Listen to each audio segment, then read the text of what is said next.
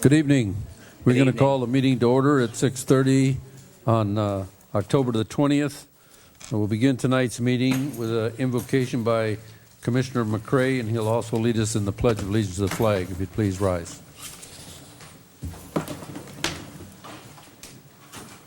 Let us pray. O most holy and eternal God, Father, the creator maker of all mankind. Father, tonight we come before you in the humblest manner that we know how. We first come recognizing that thou art God, and besides thee, there is no other. We come this afternoon asking that you look down upon the business of this city. Let us be mindful of the way we conduct business. Let us be mindful of what we say and how we say it. I pray this afternoon for Corey Jones' family, who's a part of my family. I ask that you touch us right now with the finger of love. I ask that you put a hedge of protection not only around that family, but around all families who has been touched by violence, recognizing that you are a good God, great God, merciful God, everlasting God, all-knowing God. And all these blessings we ask for because you continue to live within us. In your name we pray. Amen. I pledge allegiance to the flag of the United States of America and to the republic for which it stands, one nation, under God, indivisible, with liberty and justice for all. Thank you, Commissioner McCrae. We have a roll call, please. Mayor Taylor? Present. Vice Mayor Costello? Here. Commissioner Parker? Yes. Commissioner Matthew McCray? Here. Commissioner Mike Fitzpatrick? Here. Thank you. We have a quorum. Informational items by members of the City Commission. I'll start with Commissioner McCrae. Thank you, sir. First, I'd like to start off by saying I attended the funeral for Miss Elizabeth Jenkins, and I'd like to say to Eleanor for the tribute that you had and created for the city of Boynton from this city. The family told me to make sure that I convey to each of you that it was more than appreciative. Job well done. A lot of times people go beyond the call of duty and do little things, but they touch a whole lot of people. You touched the whole church that afternoon. Just want to tell you thank you. Okay, I attended the Fall Festival at the Intracoastal Park. It was a great turnout. Halfway through, it began to rain for about 30 minutes. After that, I call it the half that was going to come. They came after the rain. They were smarter than we was. They waited till the rain stopped, and they came, but very well attended. So just like to say to our Rex department, job well done. Wednesday, at Bethesda Hospital, I attended the nonprofit showcase. And with the invitation of Commissioner Fitzpatrick, the father of Be Like Brit was at our table.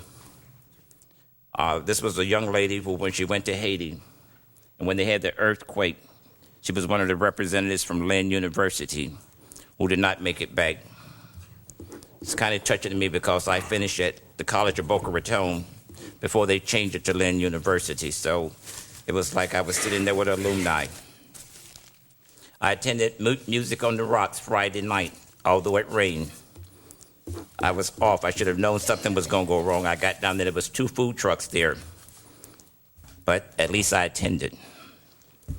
I attended the Wildcats homecoming game on Saturday. Very well done. A lot of citizens, a lot of young people, great time. I was appalled when I went up into the press box to see the condition of the press box at Hester Field. The reason I said that was that because when it was dedicated, I was an elected official. And to see what has happened over 6 to 7 years, I almost broke down and started crying. My whole take is that we have great things in Boynton, but it seems like unless 1 or 2 of us doesn't and don't attend, it seems like things go unnoticed. I'd just like to say to facility, I hope we do take better care of what has been given to us by the citizens of Boynton. I attended the gospel program at the amphitheater.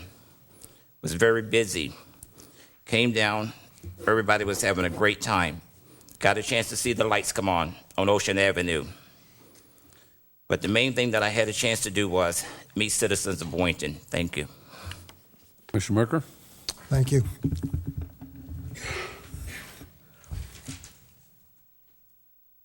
The passing of a young man makes one step back and think what life is really all about. I've had the pleasure in the past of meeting and talking with Reverend Sylvester Banks. Corey Jones, who was killed, was his grandson. I'd like to give my condolences and prayers to the Banks and the Jones family. Again, the passing of youth is not good for anyone. I also went to the Wildcats Affair, and I concur with Commissioner McCray that the press box area was a mess. Not even clean, not organized. And yet I met the men who were putting their hearts and souls into the youth to give them the chance to show their talent, let alone help them grow. It's something that should be cleaned up because it's an excellent program. That's it. Thank you. Mr. Chair, excuse Yes. me, before you leave there, I'd just like to say, that the reason this is so touching to me is that Corey Jones' grandmother, who passed just a few days before this happened, was my god sister. So that's why it's kind of like hitting home. And, I and the family really thank each of you for all that you're going to say, all that you're going to do. But right now we're kind of hurting. Thank you. Vice Mayor Casello? Yes, thank you, Mr. Mayor. Just to expand a little bit on, excuse me, what Commissioner McCray had said about the Be Like Brit Foundation by Len Gingle. I have a long friendship with Mr. Gingle way back. He's from my hometown up near Worcester, Massachusetts. Mr. Gingle was a very successful developer and builder up there, and he's obviously, when the tragedy happened to his daughter at Lynn University over there in Haiti, he took it upon himself to, in her memory, to get involved in our Haitian community. And he went so far to build an orphanage over there and adopt 66 children, which he supports and runs over there. And he's made his home a second home here in Boynton Beach, and he's going to be working with our Haitian community here and over in Haiti. So it's very exciting times here for Boynton Beach. We have a real advocate now for our Haitian community to help with that, and I look forward to working with them. So it's exciting. Secondly, I also attended the Wildcats homecoming, and I just want to say this. The facilities are run down, and I'm going to make a pledge here to the Wildcats because it's more than just football. I think it's a mentoring program, and if you were there, I was there for 4 hours, and the chief and I had the honor of tossing the coin at halftime at the homecoming game, and it's not just about football. It's about today's youth, our inner city youth there. And Michael Barrett, he's sitting out there in the audience.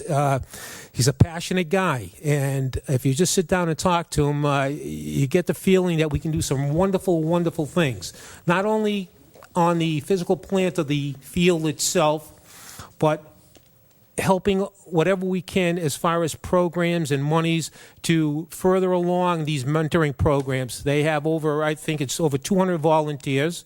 Not only do they teach football and teamwork, but they mentor them in school, and their social lives. They work in the communities. I mean, the kids go down the street, high coaching. There's discipline guidelines for these children here. I was totally impressed by it. I thought it was football, but it's just more than football. So I look forward to working with the Wildcat organization and seeing what we can do to help with that mentoring program. And on a happier note here, for you who know me, I come from New England, and I've been a New England Patriots fan for about when they were the Boston Patriots. So I go back a long way. Well, we have many football fans here in the audience, and one of them is a Pittsburgh Steelers fan. And as you know, earlier in the season, my Patriots played the Pittsburgh Steelers. Well, the individual I'm going to have to identify him is our chief of police. And we made a friendly bet. No monies were involved, but it was a friendly bet. And the loser would have to wear the jersey of the other team. I just want to say this about our Chief Katz. He's not only an outstanding lawman, he's a good egg. He's a good spirit, and I appreciate that. Chief, you just stand up and show the people the attire, and if you turn around, I lost the bet. So, a round of applause for our chief. Thank you, Chief. That's all. Commissioner Fitzpatrick. That's hard to top.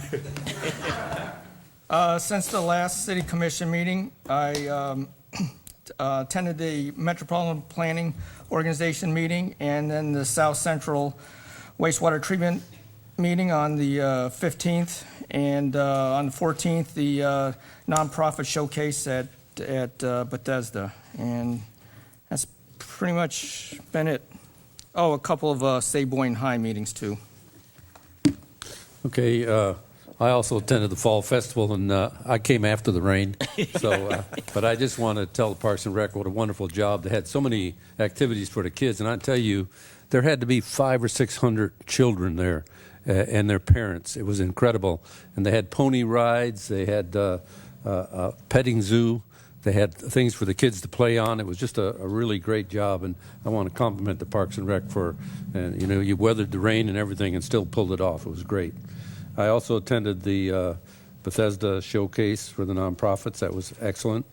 And then the only thing is I'll be leaving for Tampa in the morning around 5 or 5:30. I'll be there, CRA conference Wednesday, Thursday, and Friday. So I should be back in town Saturday. That's all I have. I want to jump back for agenda approval, step back one for agenda approval. I believe the attorney has some additions to the agenda. 2 items for the consent agenda: a resolution approving a partial release of property from a unity of title, and a second resolution correcting a reference in the ATS agreement from Broward County to Palm Beach County. Okay, we'll make those items K and L under the consent agenda. Thank you, Mayor. And then the first item under legal is on the table, and we're going to leave that on the table. So if anybody's here to address that, that will not be taken off the table tonight. There's some more things that have to get corrected first. So that's item A under legal. Did anybody else have anything else on the agenda?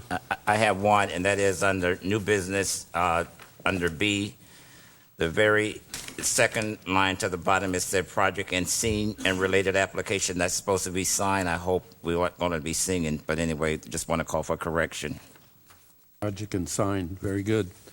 Anything else? Is there a motion to approve the agenda as amended? So moved. Second. I have a motion, second. Any other discussion? All in favor? Aye. All opposed? Show the motion unanimous. We'll go to announcements and community special events and presentations. Director Wally Majors of Parks and Rec has an announcement, I believe.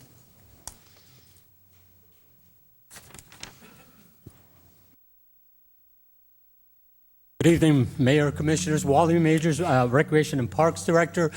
We want to just take a moment to announce another one of our great events that we try to host every month. And this one is called Go for Pink. It's an event that we're hosting at our tennis center. It raises funds for the Rally for the Cure, which is dedicated for breast cancer research. Again, this will be held on Saturday, October 24th. It begins at 10 o'clock. We still have some spots available with those of you that are tennis players. We'd love to see you come and join us at the tennis center. And if I may beg for your indulgence, Mayor, I also want to just very quickly take the opportunity to announce to the public that on Monday, October 26th at Intracoastal Park Clubhouse at 6:30, we're going to host a meeting with our Recreation and Parks Advisory Board, in which we're going to invite the public to give us some ideas and comments about the updating of our system master plan. That plan deals with everything from parks acquisition, development, maintenance, recreation facilities, programming, operations, and we just like to take an opportunity to try to get some feedback from the public and ask them for them to share some ideas with us. And again, that'll be on October 26th. It's a Monday at 6:30 at the Intracoastal Park Clubhouse. Wally, our advisory, 6:30. Parks and Recreation Advisory Board will be there? Yes, sir. They're the ones hosting the meeting. 6:30 p.m., correct? Yes, sir. Yeah, very good. Yes, sir. Thank you. Thank you, sir. Mr. Chair, Yes. before we proceed forward, that was one thing I did attend, and I do need to address this, and that was that I had in attendance at the swearing in of our Assistant Police Chief here in the city of Boynton, Chief Snow. Thank you. Okay, next will be announcement of the Community Redevelopment Agency, CRA, Boynton Beach Pirate Fest and Mermaid Splash. Good evening. Good evening, Lord Mayor. Good evening, good town council. Good evening, ladies and gentlemen. I am Lord Henry Hyde, Lord Governor of the 4th Annual Boynton Beach Haunted Pirate Fest and Mermaid Splash. Applause. My hearty thanks. And I want to invite you all to this free, fun, family spooktacular event. I should have had a glass of water before I came. It is absolutely free. 2 days of fun and excitement from 11 a.m. to 9 p.m. on Saturday. From 11 a.m. to 7 a.m. on Sunday. I'm sorry, I just came from the past. You'll have to forgive me, I'm catching up.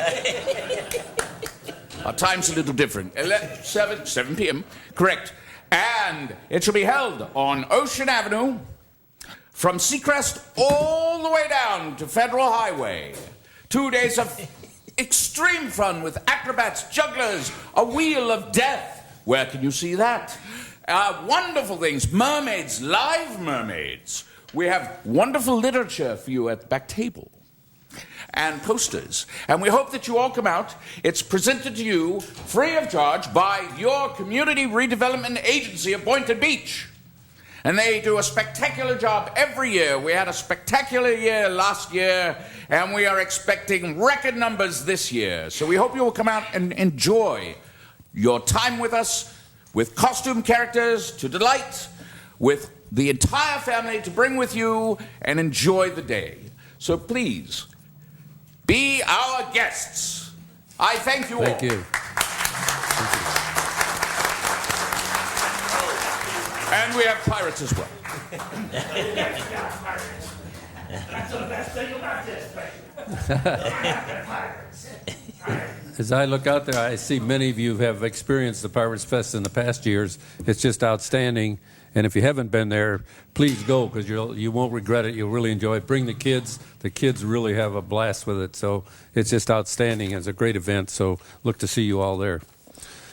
Okay, next we'll go to public audience. Anybody in the public who wishes to address the commission items not on the agenda may do so at this time. We ask that you give your name and address for the record. Try to limit your presentation to 3 minutes.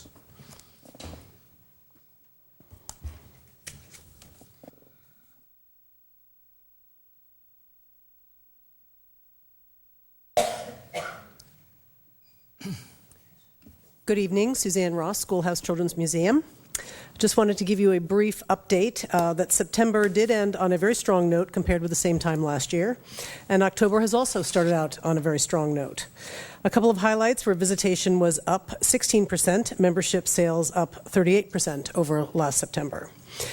October special programs are underway, including October 2nd was Pirates Day at the museum, and was taken over by pirates both big and small, led by the CMT Musical Theater Group.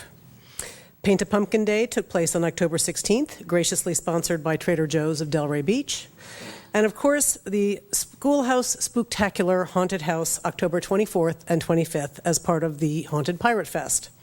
This year's Haunted House continues and enhances the slightly spooky downstairs theme with Wizard of Oz for the little ones and a scarier zombie land upstairs.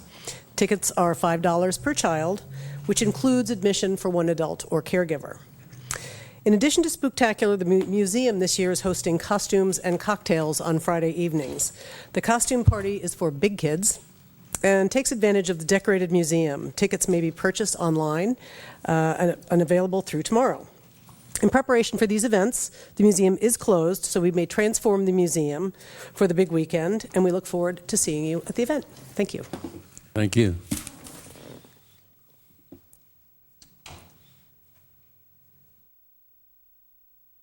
Good evening. My name is Jeff Cadell, and I'm with the Substance Awareness Coalition. We're on Gateway and High Ridge Road. I didn't know exactly where to step in. There's new business 12D, legalization marijuana, medical marijuana. Well, you get to talk to that when the item comes up. Okay, Yeah, this perfect. is just for items not Yeah, I on the didn't know, agenda. 'cause it was- If it's on the agenda, I'll let you speak at that time. I appreciate it. Thank you. That's no problem.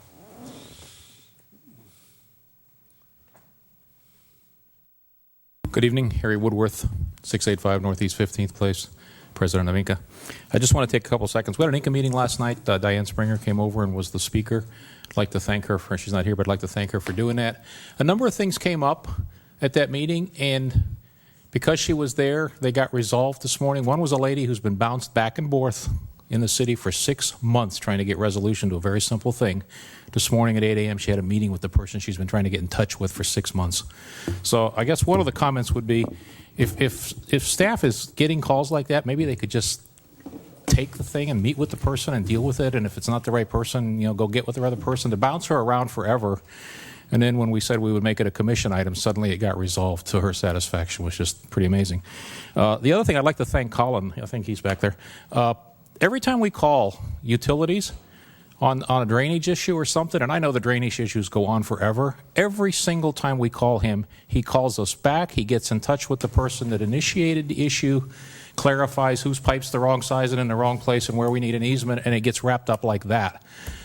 It would really be nice if it worked like that all the time. So I want to give a shout out to him. And I guess it wouldn't be fair not to talk to the chief about the parking in front of U-Haul has been wonderful. You can see forever coming down the road now. No trucks, no cars, so nice. I guess the only other thing is, am I allowed to talk about the CRA thing that's on the legal item, or should I wait for that? Okay, thank you. Thank you very much. Mr. Chair? Yes. I think this was an oversight on staff, and I'm going to put staff on the spot because on Wednesday and Thursday, we'll be reading at various locations Norman the Goldfish, so they need to say it to the public so they know what's going on, because I'm going to be reading Norman the Goldfish. I didn't hear a presentation from staff because we're trying to win a prize or something. I'm just saying, come down. Yes. We'll let John, our assistant to the city manager's office, he's heading it up, so we'll give him a couple of minutes to talk about it. Since I purchased my goldfish bowl and my goldfish, I would just want to make sure I get recognized. John Durgan, Special Projects Coordinator, City Manager's Office. Can't hardly hear you. Yeah, there you go. We're not going to bite. Okay. We have our Reap for the Record campaign, October 22nd, Thursday. And what we do is it's a national campaign, and we partner up with the Palm Beach County Literacy Coalition. All the different municipalities in the area, as well as individual citizens, come out and sign up to read to all the preschools and daycares and kids usually in the ages of 3 to 5 at elementary schools. And it's just to build awareness for reading and education. And the city in the last 2 years has won the title of city has read to the most children. So we're looking to keep that title this year. It's a great cause. We got a number of employees who have signed up to read. Right now we've got around 35 different facilities that we're going to be reading at on Thursday, and it's throughout the day on Thursday, usually in the morning, and we'll go to some after-school programs as well. So it's a great event for the city, and we look to take the title back this year. Thank you. Thank you, John. And like I say, we're very proud that this city has won the last 2 years in a row, and we want to continue to, like I said, hang on to the title. So if anybody out there would like to read to some children, just call John at City Manager's office. We'll find some children for you to read to, because the more we get, the better it is. And it's this Thursday. Unfortunately, I'm going to be in Tampa. I normally read to the kids in the library. The vice mayor is graciously stepping in for me and going to read to the kids at the library. Thank you. And so anybody else out there would like to join that effort, we'd love to have you. Yeah, you can just call the city manager's office, 561-742-6010, and just ask for me or Sylvia, and we'll get you signed up and get you a spot. Super. Thank you. Thank you for heading it up. Right, and I have my alma mater that I'll be reading at Poinciana Elementary School. Thank you. I was there probably about 40, 50, 60 years ago. Thank you. Anybody else wish to address commission items not on the agenda?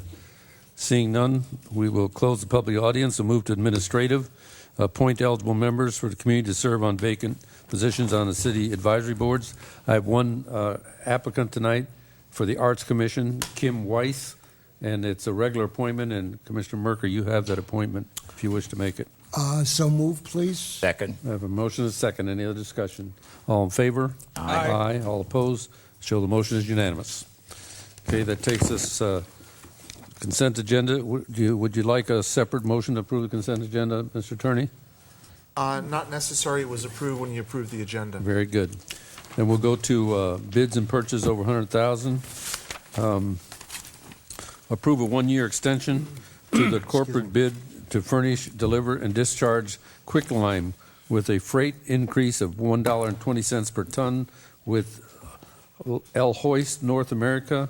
This product will be ordered as an as-needed basis for the anticipated annual expenditure of $320,000. Is there a motion? So moved. Second. Motion is second. Any other discussion? All in favor? Aye. Aye. All opposed? Show the motion is unanimous. Takes us to public hearing. First one is to approve the request for conditional use / major site plan modification for additions of a 13,087 square foot elementary school / early childhood development center building at 13,001 square foot general use building and a 6,000 square foot athletic / locker room building to the existing Lake Worth Christian School campus located at 7592 High Ridge Road with the R1AA single-family residential zoning district. Applicant is Dustin Mizell Landscape Architecture. Is there a motion? Mayor, this is a quasi-judicial hearing, so anybody who intends to testify, please raise your right hand. Do you swear or affirm the testimony you're about to give in this proceeding will be the truth, the whole truth, and nothing but the truth? I do. Thank you. Good evening. Good evening. Good evening. Mayor, Vice Mayor, Commissioners, thank you for the opportunity to present our project to you this evening. For the record, my name is Dustin Mizell. I'm the agent, the site planner, and the landscape architect for this project. I'm also honored to be a board member of Lake Worth Christian School. Lake Worth Christian School has been operating for the last 56 years with the motto of growing Christian leaders. It's a privilege to be here this evening to represent a school that has such a long and productive history within this county and within the city of Boynton Beach. I'd like to introduce our team to you real quick. Our architect, Renee Tercilla from Harvard Jolly Architecture is here this evening in the back there. Our civil engineer and surveyor, Michael LaCourcier from Michael Score and Associates. Our traffic engineer, Andrea Troutman from PTC Transportation Consultants. Also with us this evening is Mr. Harwood, our school superintendent, Nate Bray, the chairman of our board, and also some of our other board members as well.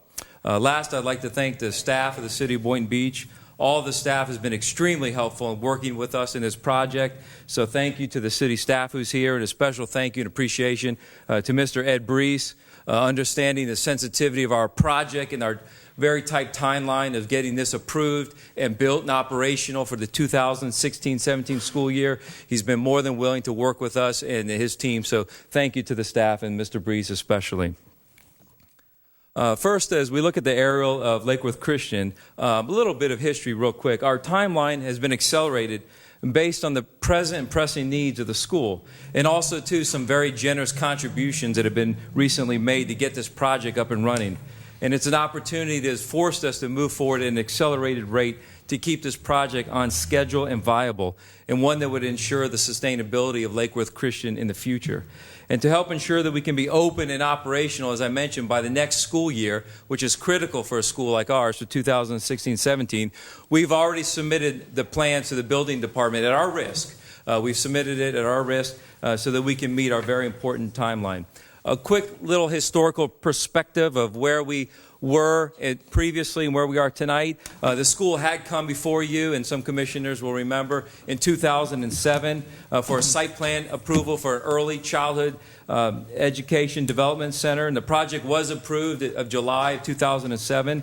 A 2-year extension was granted in 2009, and then another 2-year extension pursuant to Florida Senate Bill 1752 was granted in January of 2013.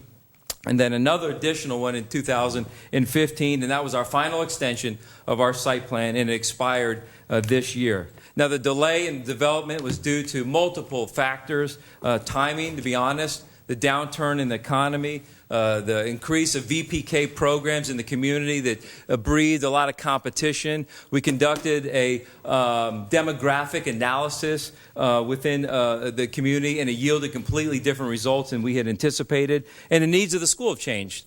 So, what may have seemed to you as a stalled project that we've delayed and deferred and delayed and deferred really is an unforeseen blessing to us as a school, because the time is now, and the need is there, and the program has been refined, and we have the funds. So that's why we're here to you this evening. As you can see here on a close-up, our new site plan proposes to add a 13,087 square foot educational building, and this building will be developed in that undeveloped piece of land as you see there in the yellow.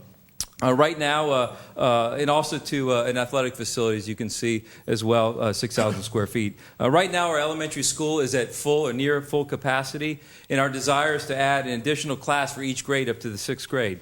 And this will allow us to do great things that parents like: reduce class sizes, have a better teacher-to-student ratio, and to build a more stronger, viable feeder program for our middle and high school. We've got to breed it from the bottom up. So in addition to the elementary school expansion, we're also proposing a 13,001 square foot general use building that'll be used for chapels, for general class meetings, school plays, PE classes, basketball practice, etc. And last, as I mentioned, we have a 6,000 square foot athletic addition that we're proposing. This will be for locker room facilities, athletic storage, and a scorer's table. Since our program has changed, which you had previously approved, our Early Childhood Development Center, we've really reduced the impact of what we're bringing to you tonight. We're proposing a facility that would house less students than was previously approved. The square footage has gone down as well, thus traffic follows. And so we've got about a 9% reduction in square footage, less student impact, and less traffic. So again, what we're proposing or asking for tonight is approval of something less impactful than was previously approved. Now, I know that there are some traffic concerns. They've been posed relative to this project. We've had discussions with staff and also to the last process we've had with the city. But our traffic engineer, Andrew Troutman, she'll be here to answer any specific questions relative to that at the end of our presentation. But first, I'd like to share with you kind of just our internal circulation of how our school works. And this is very important, and I'll get to that in a moment.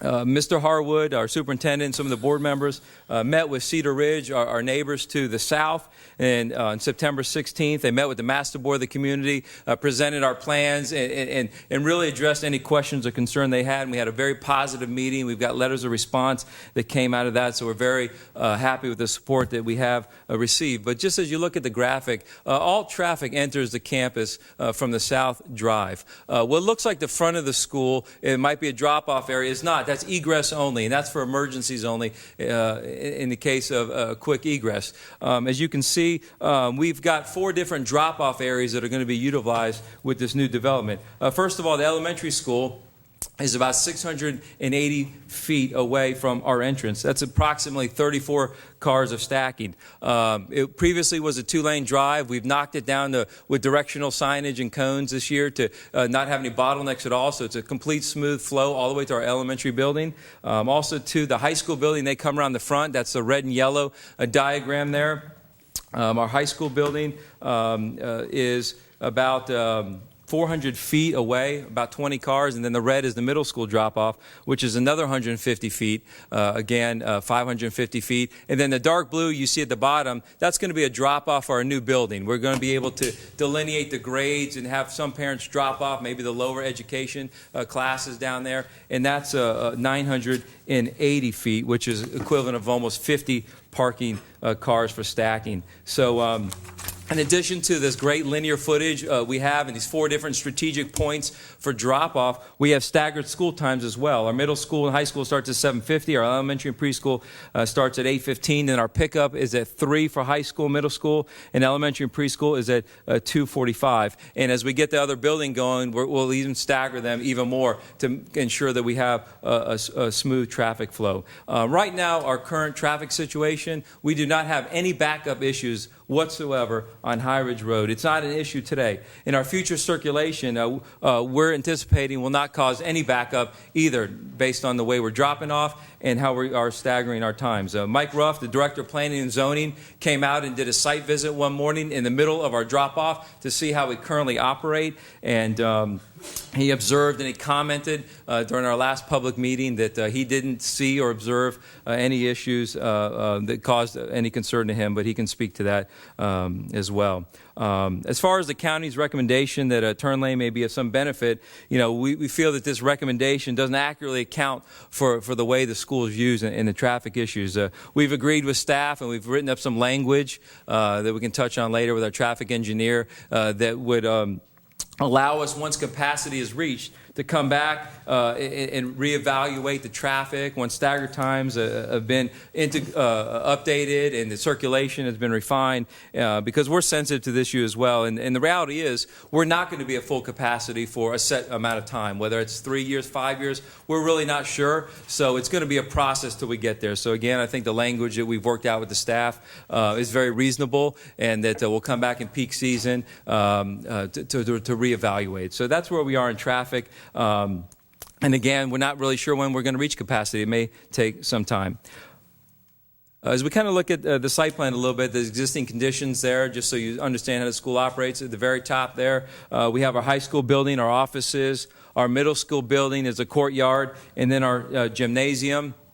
And then beyond that, we've got our existing elementary school building, our playground, our basketball court, and then in the empty field are our proposed buildings and our athletic facilities adjacent there to I-95. Again, the proposed condition, it'll be a phased project. The building on your left on the screen is our elementary school expansion. That would be what we're calling phase 1. Phase 2 would be the or the general use building there to the north, to the right, in our athletic facility. That would be a phase 2 as we get up and running and the school grows, and we'll be able to fund that accordingly. There's a couple minor associated developments too, some pedestrian access, additional handicap and accessible space, slightly expanded playground and outdoor play area, some mechanical areas, and a dumpster. Real quick about as far as the visual impact to our neighbors. We've got some unique conditions here. The proposed area of the site is depressed from the neighbors to the north and the south. In this area of the school, as you can see, we have retaining walls. In addition to retaining walls, we are sunk down.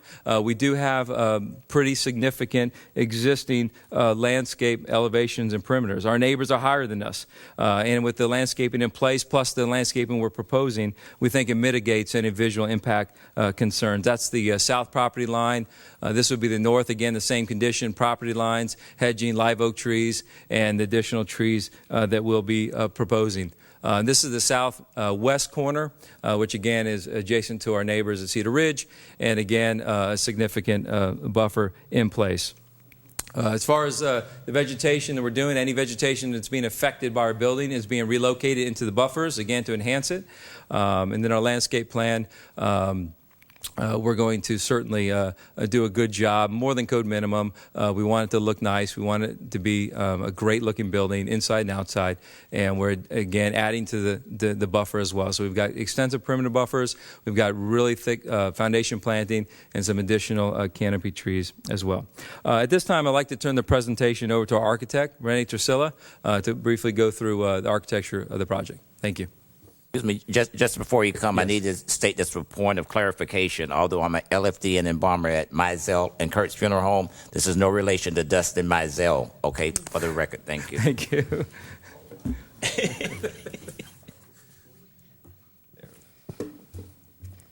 Good evening, Renee Tresilla, Senior Vice President, Harvard Jolly.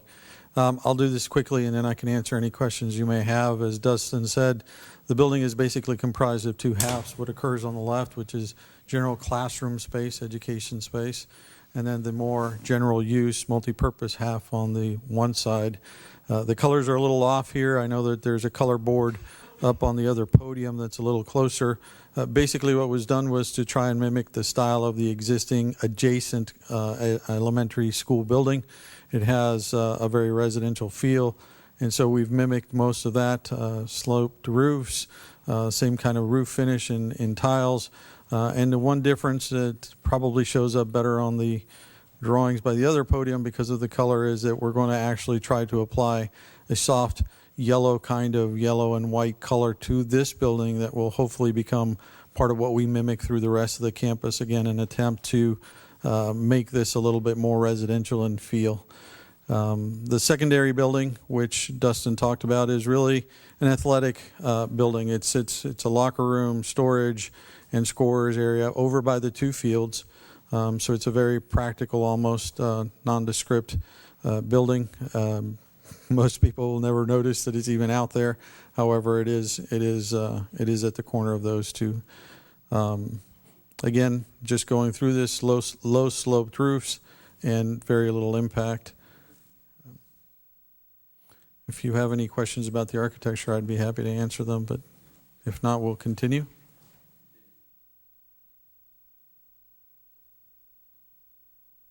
Mr. Mizell, could I ask you to indicate whether or not, as the applicant, you agree with all the conditions of approval that staff wrote up that are in the report? Yes, we do. Thank you. Okay. At that point, the commission may have some specific questions I just rather want- than additional presentation.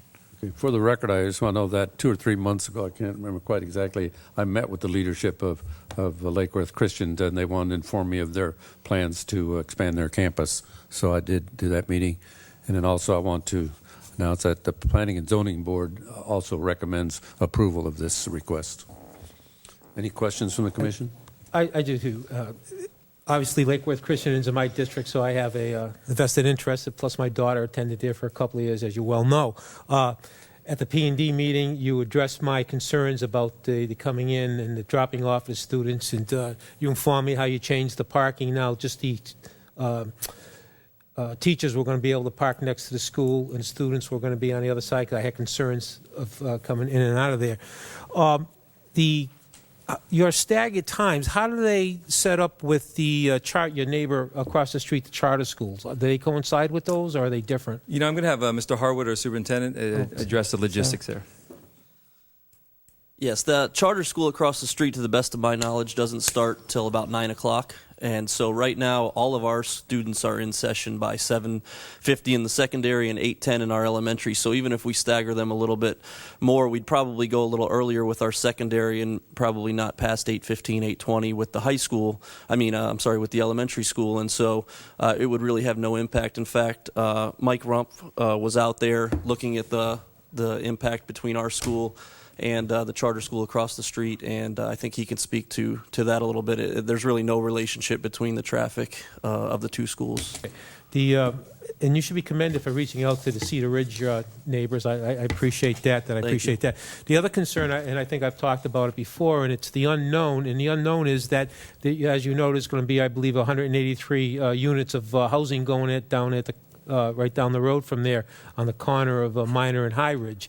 I don't know what kind of impact. I've been assured that it's not going to have an impact because of the different ways of getting in and out. I'm not so sure of that. I understand that the Palm Beach County Engineering Division has recommended a turning lane. Is that correct? I think I'd let Andrea speak to that a little bit if she's available. Okay. She's coming. She's our traffic engineer that's been looking at this.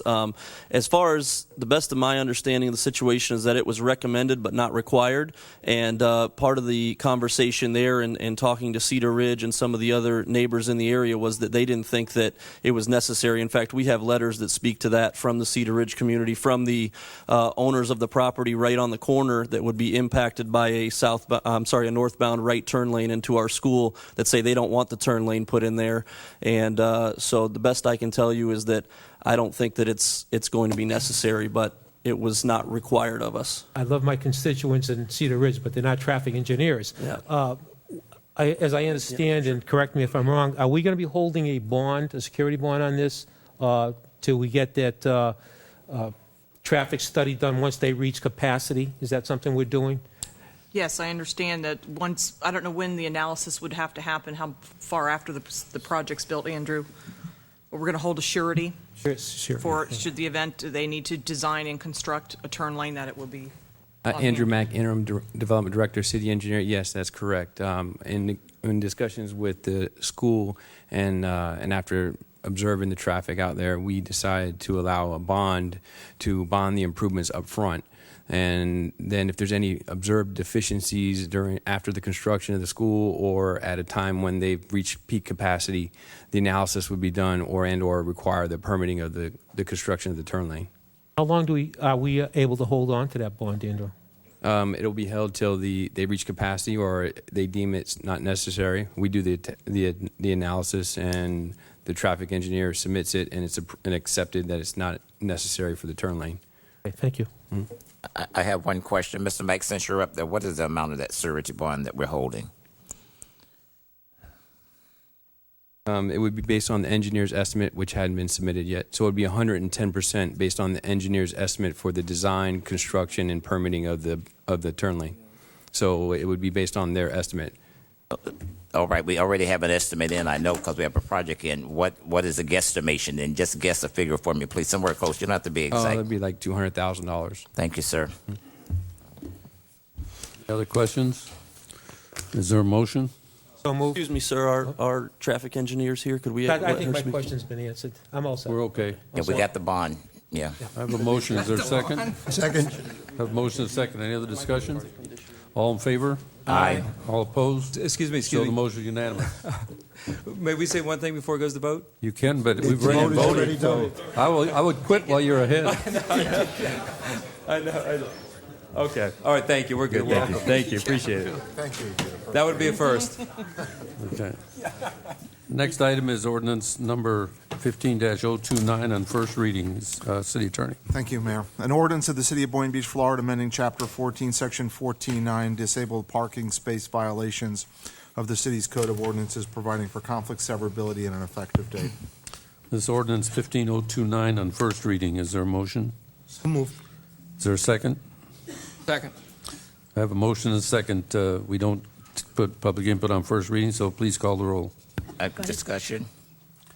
Go ahead, discussion. Thank you. I see what this is going to result in a decrease in revenue in the general fund, about $40,000 to $60,000 per year. Can somebody address that? Yes, sir, I can. Thank you. What we felt it's appropriate. Well, let me back up. We, as you know, we're under renovation right now for some ADA improvements to our restroom facilities here at City Hall, and we have identified several facilities that need renovations. And it seems, as we are going into the ordinance and taking a look at getting some of the language squared away to better align with the Florida statutes, we talked about the budget and the costs of these ADA improvements coming up. And determined that it would be appropriate, and some other cities have done this as a model, is to use a portion of the revenues from the handicap parking fines. When someone receives a ticket, it's a $250 fine. That comes in right now and goes into our general fund. And we would like to allocate a third of that to start as a funding source, as a revenue source for us to be able to fund those improvements. They're going to be quite expensive. We have a lot of work to do. This is a small start, but nevertheless an appropriate use of those revenues. Thank you. Ready to vote? I have a motion. Did I get a motion? Yes, and a second. Please call the roll. Vice Mayor Casello. Yes. Commissioner Merker. Yes. Commissioner McCray. Aye. Commissioner Fitzpatrick. Yes. Mayor Taylor. Yes. The vote is 5-0. Ordinance 15030, first reading. An ordinance of the City of Boynton Beach, Florida, approving amendments to the Land Development and Regulations Part 3 zoning, Article 4, Use Regulations, Section D, Use Matrix connotes allowing continued operation of existing gas stations in compatible and desirable locations within the city, changing the permitted and conditional use status for gas stations within the C2, C3, C4, and PCD zoning districts, adding gas stations as an allowable use within the planned industrial development zoning district, and exempting existing gas stations from certain non-conforming building and structural regulations, providing for conflict severability codifications and an effective date. This is first reading on ordinance 15030. We don't have public input, but I wonder if somebody could just give a brief kind of explanation of what we're doing with this ordinance. Certainly. Mike Rumpf, your Planning and Zoning Director. This is an advertised item, so I have to correct you in that we need to offer public comment. Change in zoning regulations, change in permitted, conditional, prohibited uses requires 2 public hearings. The ordinance itself represents that. This is the first one, so sorry to do that to you, but that's important to keep it valid. Yes, this study by staff had started several months ago. It quickly identified potential issue with our regulations applicable to gas stations within the city, in that out of the 18 total gas stations that we have, 9 of them are legally non-conforming. It's okay for them to continue, but they really aren't in conformance with our regulations. Worst case, we were hit by a severe hurricane. Many of them are damaged. They may not be able to rebuild because they're non-conforming uses. So staff has evaluated the regulations and submits to you tonight proposed changes on our regulations to maximize the number of them that conform. There aren't really any that are of serious consequence in terms of land use compatibility, detriment to the residents. Some are more in better locations than others. As the report indicates, 2 of them are within the CRA's area and will be studied more thoroughly through our consolidated plan and CRA plan update. So they're on main corridors, one downtown on Boynton Beach Boulevard west of City Hall. There may be a different vision for those properties along this entrance corridor into the city. It may not support a standalone gas station use. The other ones are being made conforming by these changes in the regulations, which have to do with distance separations from residential, which has to do with intersection locations, has to do with zoning district regulations. One of the changes, of course, includes amending the PID regulations to allow them within a planned industrial development district. There exists one there now. The update of the regulations in 2010 made modifications to the zoning regulations, which zoned out basically the one that was in quantum by amending the use lists. It really was unintentional. This is a cleanup. The other one would allow them as accessory uses, perhaps to a large retail business. Go ahead. Hey, I'd like to comment. I believe I know the answer, but I just want to hear it from. This is grandfathered for the regulations do not have to be met by the existing owners, correct? Under the pros changes, yes. It also exempts them from the non-conforming site requirements.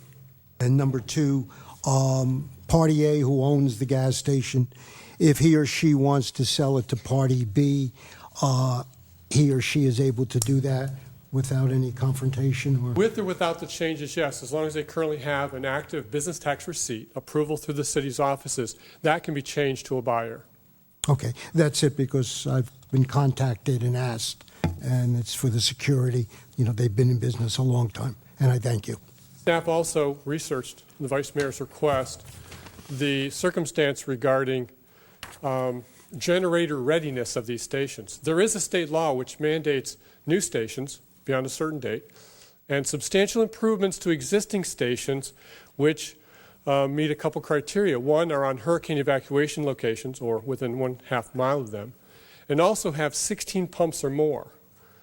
One thing I need to update is the email, and this information was relayed to you through the city manager, is in need of one correction. On the map, we initially interpreted the state regulations to require the Sunoco station at the far end of the city to have had the retrofitting for the plug-in for generator readiness, would have required it. After a second look at those regulations, the level of substantial improvements was not such that mandated application of state law, and therefore it's incorrect what we report, and that is they should have it.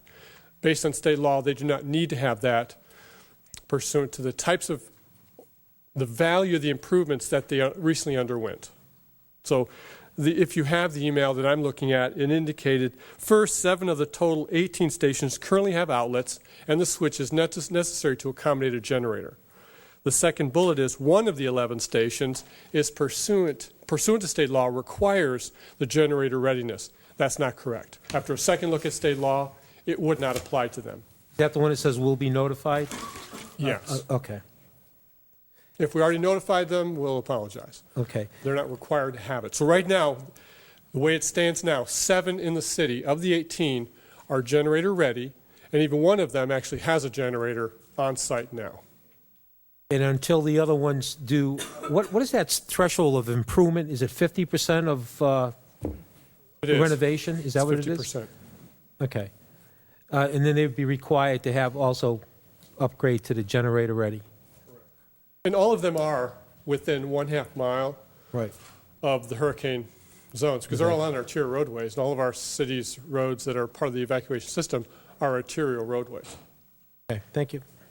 Okay. Mr. Rump, since you're up there, I think some of this stemmed from the proposal of wanting to put a gas station at Rainbow City Grocery on Seacrest Boulevard. So with this passing, we cannot place a gas station on Seacrest Boulevard at that location. Correct. Thank you, sir. Okay, I'm being informed that we do need 2 public hearings. So if anybody in the public would like to address this ordinance, they may do so at this time. Anybody want to address it? Seeing none? Okay. Then we'll come back to the commission. I believe Did I have a motion? No? Is there a motion? Motion to approve. Second. A motion second. Any other discussion? Please call the roll. Yes. Gray. Aye. Commissioner Fitzpatrick. Yes. Mayor Taylor. Yes. Vice Mayor Casella. Yes. Vote is 5-0. Thank you. It's the city manager report. Discuss the recommendation from Recreation Park Director Wally Majors to allow registered members of the Academy of Model Aeronautics to fly battery-powered electric radio-controlled helicopters and multicopters, aka drones, at the Hester Park football and baseball fields. The members would participate as part of a chartered club. A short PowerPoint presentation is included. Mr. Major, excuse me, before you start, I'd just like to jump in and say, we have one elementary school and one high school that participates in aeronautics here in our city.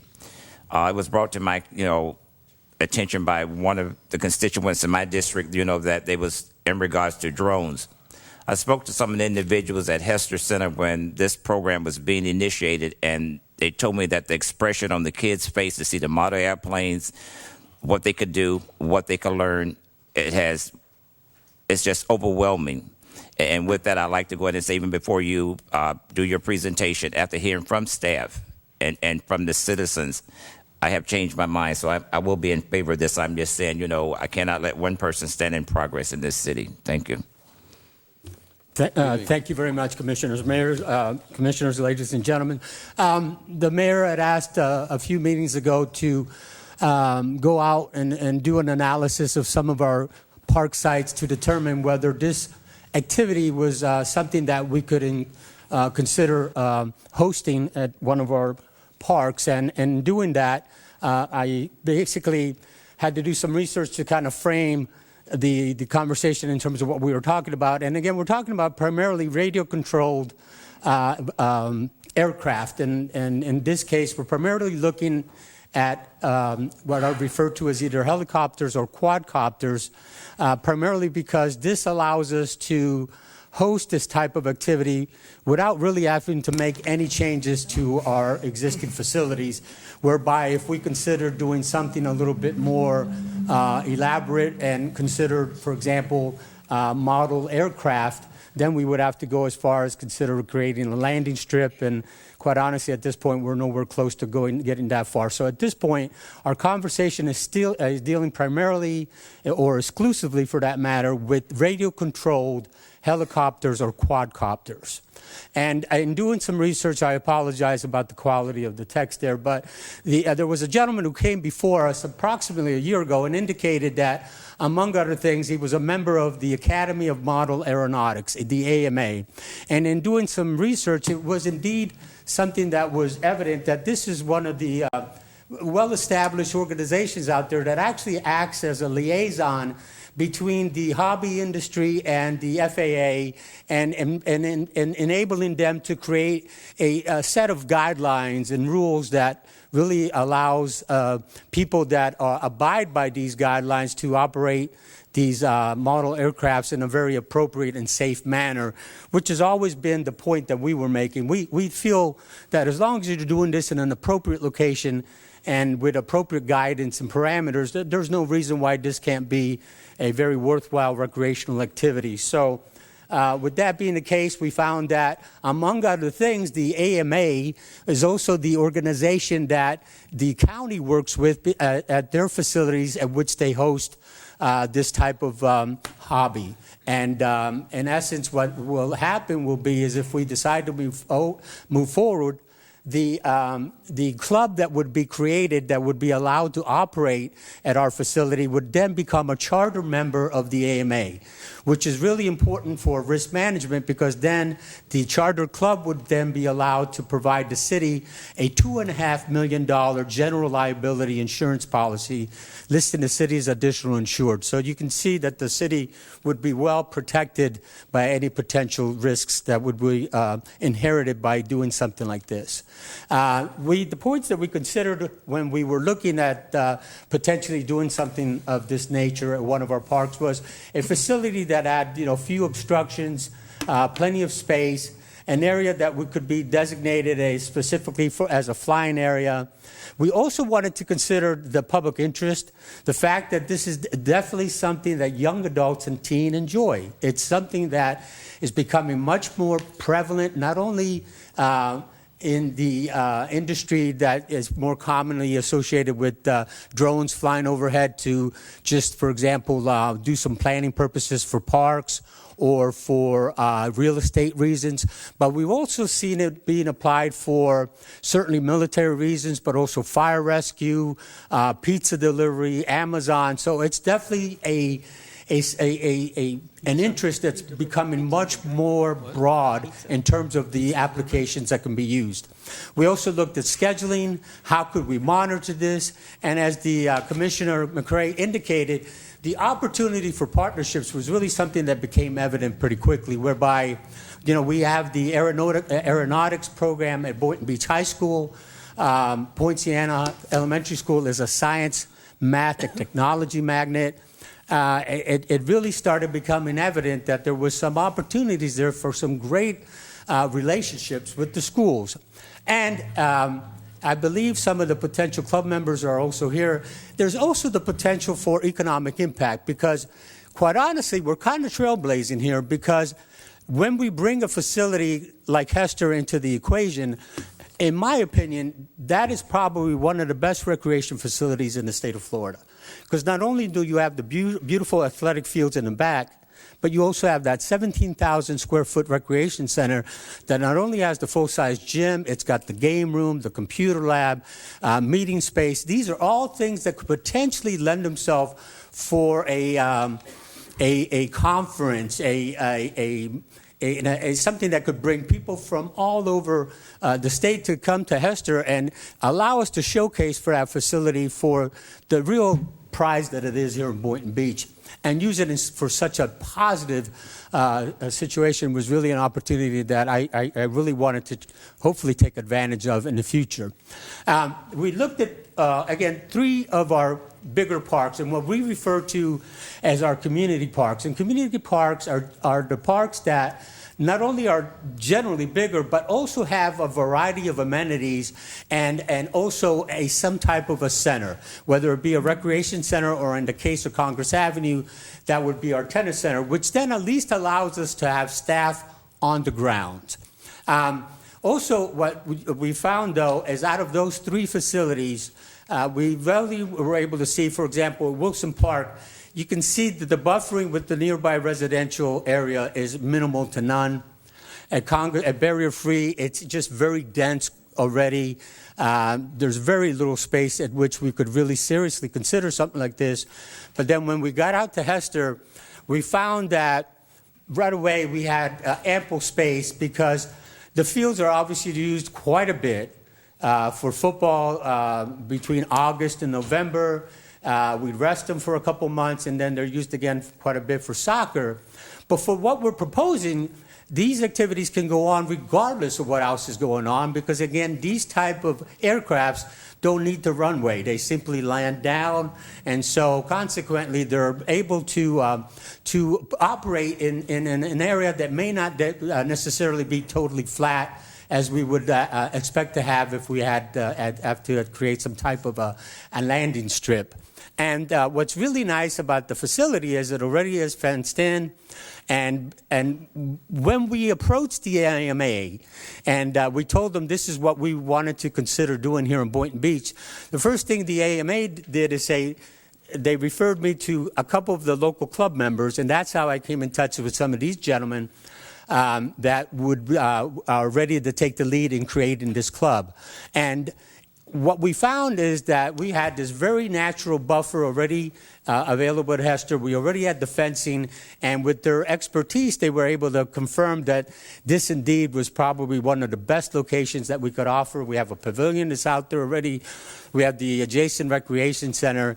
It really turned out to be a great opportunity to really be able to be one of the first municipalities to be able to host this type of activity and do it in a well well organized and regimented manner out there. You can see that the intent would be to regulate it in such a way that the flying areas would be restricted within the boundaries of the fields. And what was really interesting was, as we did the research, we found that the way we would monitor the situation out there, that anybody that wanted to fly an aircraft would have to be a member of the AMA. And they would have to, as being a member, they would be issued an identification card that they would have to wear when they were out there. The best part about that, though, is anybody that's 19 years old or younger can join the AMA for free. So there's no cost. But once they join the AMA, they will be allowed to fly their model aircraft out there. They will have to have their identification card displayed prominently, and that will allow us to know that they are indeed members in good standing with this organization. And consequently, if we find that they're not abiding by the guidelines, then they could lose their privileges to enjoy the amenities that are out there. And the details in regard to what aircraft would fly which field, again, some of our club members can get into that detail if the commission so wishes to hear. We would do the guidelines in the same manner that the county does at their facilities. This is taken from their facility on West Atlantic Avenue. And primarily, again, it goes through the rules and regulations that people have to follow if they want to fly their aircraft that are out there. Again, they will have to have their identification cards.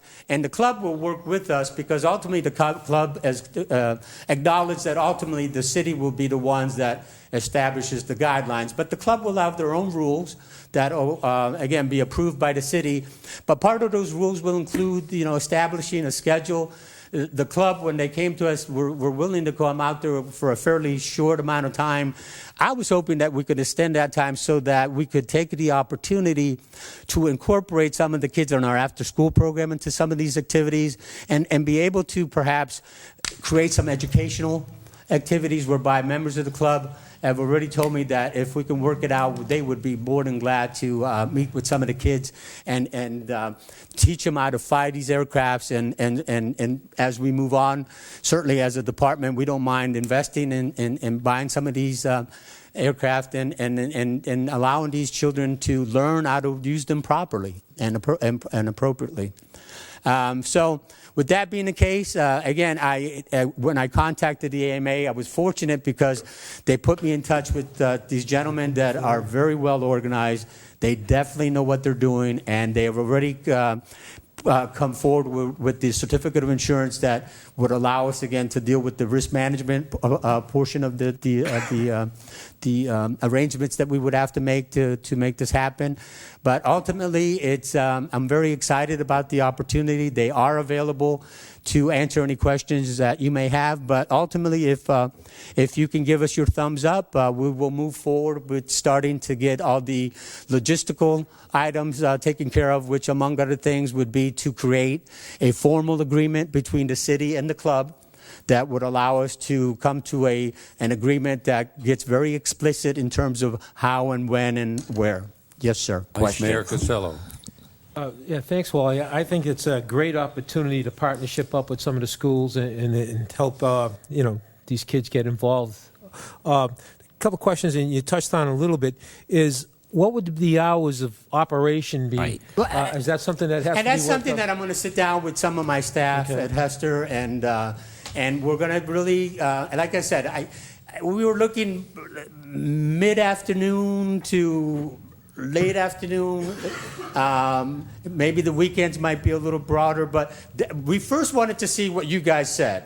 And if we got the thumbs up, then we can start looking at that type of detail. But I'm looking at the afternoon hour, and again, I'd like to extend it into a point of the day where the kids coming home from school in the after-school program can have the opportunity to at least come out, start getting exposed to it. So it could be somewhere 4:30, 5 o'clock.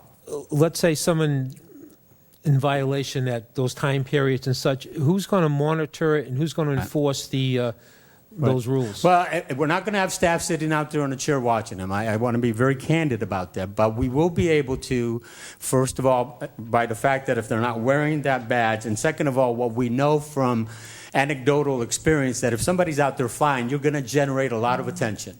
It's going to draw people to it almost immediately. So if we notice it, because among the things that staff have to do at Hester, they can't manage a facility from a desk. So they're up and monitoring the facility on a regular basis. They may not be out there every minute, but we're out there at least every 30 minutes, every 15 minutes, every 45 minutes. If we notice that this is happening, part of the guidelines that we're going to establish is we may give you a warning perhaps the first time.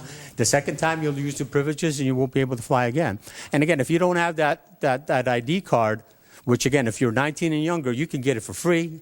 If you're older, you'd have to pay a little bit. But again, that's part of the insurance cost that the AMA would have to absorb. But I think it allows us to be able to at least know that if they're out there, we'll be able to tell by the fact that they should have their ID card. And if they're out there when they should be, we're going to hear them or we're going to see them. Thank you. Commissioner McRae? Thank you. In regards to the Wildcats football team and their practice, this will not interfere. No. You said again. It will not interfere with the Wildcats practice or games. Thank you. Okay, the gentleman that's from the AMA that's sitting out here, can I see your hand? Yes, sir. Oh, okay. AMS? AMA, that's what I said. Yes. Okay, that's y'all. Yes. Y'all agree with all this? Yes, sir. Y'all have fun doing this? Okay, me too, okay. Commissioner Merker? You said three words which I think are the essence of this plan. Originally, I was against the flying of planes for noise safety, but you used three words: club, control, and organized. And to me, that's what's essential here. The idea is a wonderful idea. The way you explained it, it sounds even better. Kudos to you. But the key thing with anything a city, a state, county, or federal government does, it must be controlled and organized. Words are cheap. It must be carried out for the purpose of safety. So the idea you mentioned, the word being part of a club, it's controlled and it's organized. I think everything else you said is excellent. Thank you. Patrick, do you have anything you want to say? No, I'm in favor. Okay. I'll just say that I'm really excited about this. I think that, this keeps people from just all over, everywhere, just flying them out of their backyard or whatever. So we're giving a place where they can go and actually do this and be, or like say, controlled. So I'm much in favor of this. And the only thing that came to my mind was we talked earlier about the Wildcats playing there and that the field could use some upgrading and stuff like that. Who knows? Maybe we get this group involved that is really into this, and they might say, hey, why don't we get this or this to improve the area? Maybe we'll get some a good sponsor there or something to help us with improvement. So absolutely. I do have one comment. Wally, some time ago, when this first came up in the newspaper, a gentleman named Lack Calra called me and offered his 23 acres to fly drones from. So I was just curious if he ever contacted you. I directed him to call you. No. Okay. Is he within the city limits? 23 yes, acres within the city. That would be. Okay, is there a motion? Second. I have a motion and a second. Any other discussion? All in you. favor? Aye. Aye. Thank you. All opposed? Show the motion unanimous. Thank you. Thank you. Look forward to it. Okay. Next item is to, under new business, authorize the expenditure of $1,000 from Commissioner McRae's community support funds to the Dimensional Harmony Choir from Boynton Beach Community High School. Is there a motion? So moved. Is there a second?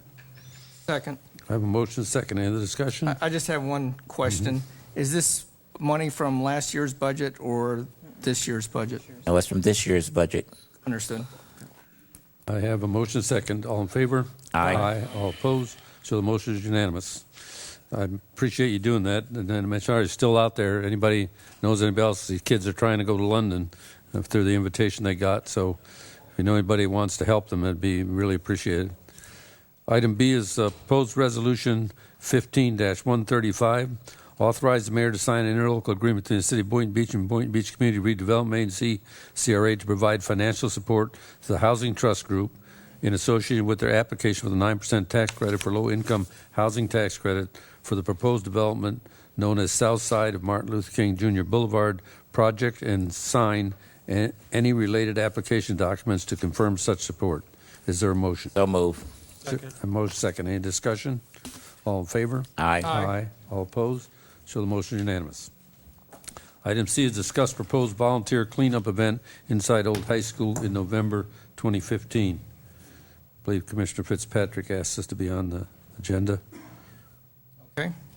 Should I start talking? Go ahead. All right. Community volunteerism is really what kind of made the country in a lot of ways. If you think about back, there was barn raisings, and in Boynton, we're strong supporters of Habitat for Humanity, which is mostly volunteer labor. And also there was Kids Kingdom, which I have a little faded newspaper from 1996, and it says it took 1,800 volunteers and 180,000 in wood, cinder blocks, and cement to build a letters playground. But those in the know say Mike Fitzpatrick was the glue that held everything together, blah, blah, blah, blah, blah. Oh, you couldn't go over there without running into Mike. Mayor Jerry Taylor said of the project, which began in January. I knew he was going to be the financial chairman, but I didn't expect him to be everything. Outstanding. I couldn't say enough about this guy. Thanks, Jerry. Welcome. So for a one weekend, that basically took 6 months, and it was a lot more challenging because we were hauling around half-length telephone poles to support the playground, and there was literally hundreds of power tools going, and nobody went to the hospital.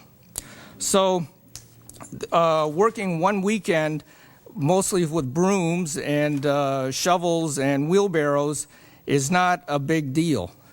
And it's been it's been easily organized before. Now, also I'd like to say about community involvement is some people were talking about Saving the Old School there was a small group that's been trying for a long time. Well, I'm looking around out here, and I counted 12 people, maybe 13. I'm not sure about the person sitting there. I think she's with here, but I'm not sure. But anyway, there's at least 12 people who came here tonight because they're interested in helping do some volunteer work for the city. And only one of them really, maybe two, Mike Wilson and Barbara Reedy, are long-term proponents. So there's like 10 new people that are involved, and that's the kind of that are here. There's a lot more that are involved, but they didn't make the effort. But the ones that are here, that shows the kind of commitment that we want for the city. Now, in the backup, there was a rough sketch of how we would be safe and how we would propose it. But there's been some developments since then. What else I'll hand out.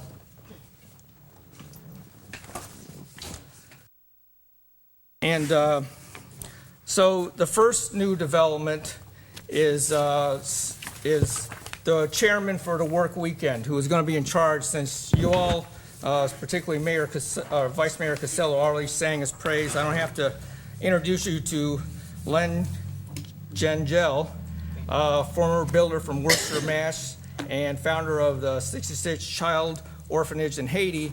He couldn't be here tonight because I think he flew in today to Port-au-Prince a few hours ago. The other thing is I've had discussion with the Children's Museum, so we can use an electrical outlet and a hose bib in the bathrooms.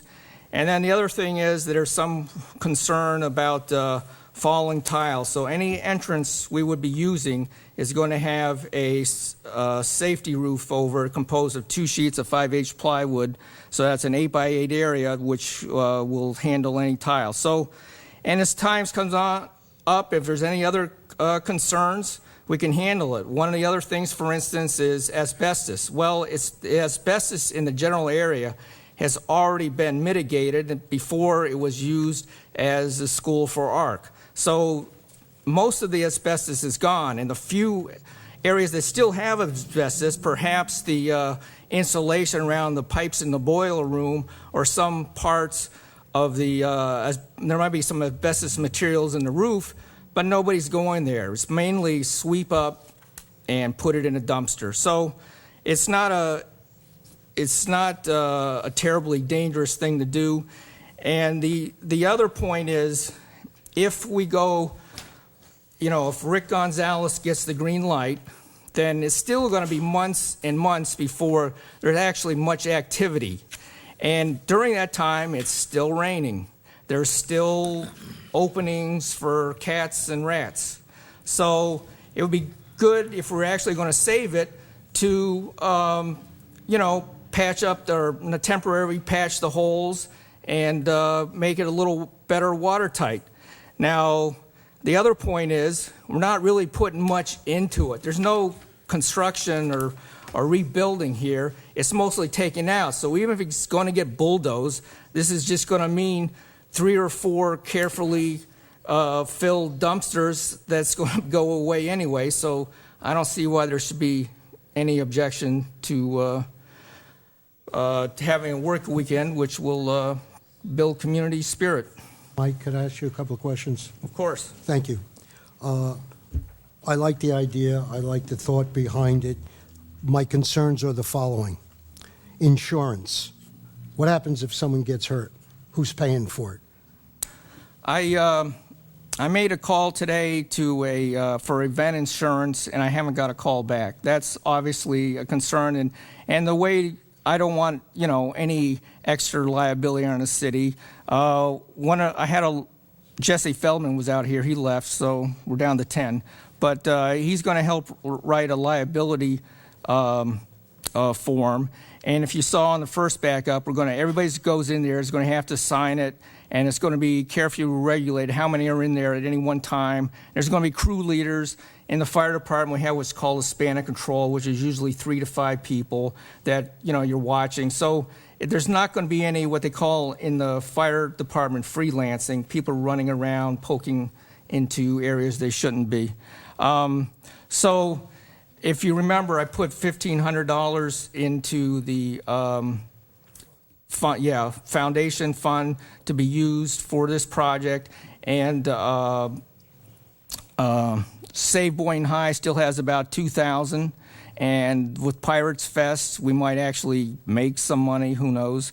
And I think we can put out a call again that we have a definite use and need for money that people will step forward to buy the plywood to bridge the holes in the floor or build the top of the protection over the doors, and also event insurance. So, there will be event insurance. I've gave this to the city manager about over a week ago, and so I believe she had HR and risk management look it over, and nobody got back with me and said it wasn't viable. Next question, please. Legal. Will you talk to a lawyer? Again, to dot the I's and cross the T's.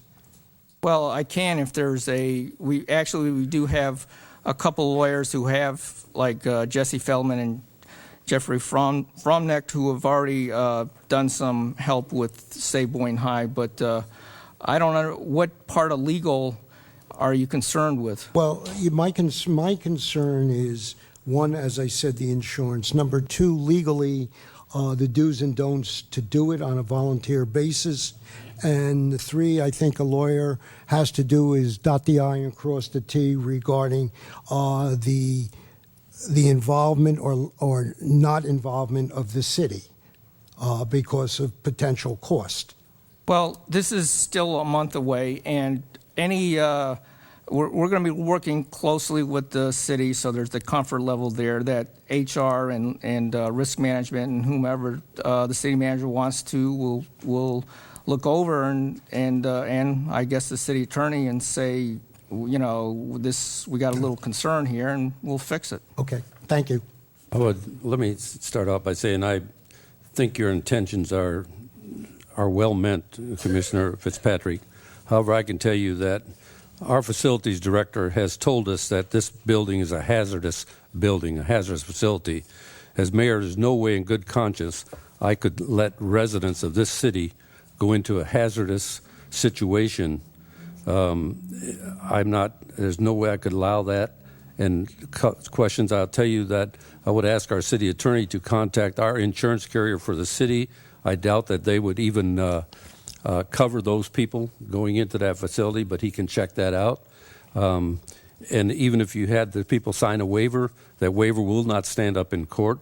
We've had many court cases that you can say where people had signed waivers, but the courts just disregard them because you have knowledge before it even happens that it's a hazardous condition. The city knows it's hazardous. To send people in there with that, you just putting yourself open for a lot of liability and a lot of lawsuits. They could get sick a couple months later and say, oh, I must have breathed that air in there with asbestos and I don't feel good. There's a lot of ways they can come up and say or they could have a unfortunate accident, trip over something, cut themselves, whatever, and we would be liable for that.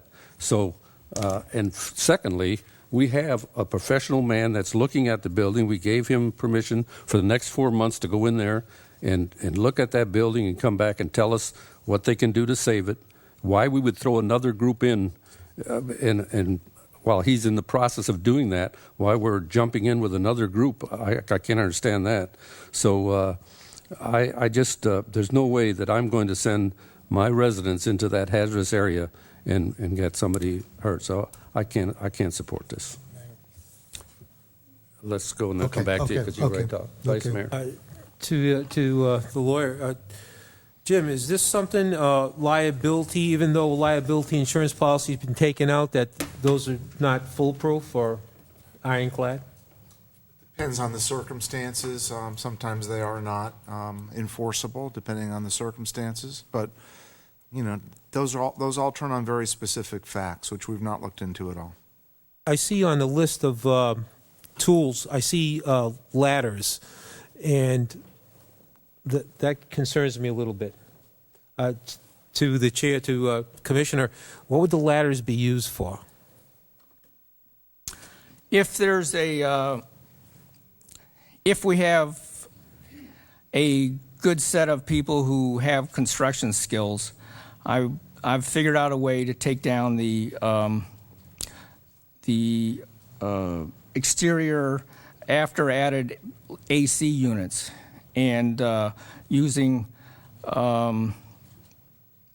scaffolding with reinforced, and if, you know, people with my level of construction skills, we get 3 or 4 of those together, we can do it. I'm not going to let people who mostly work in an office do something like that.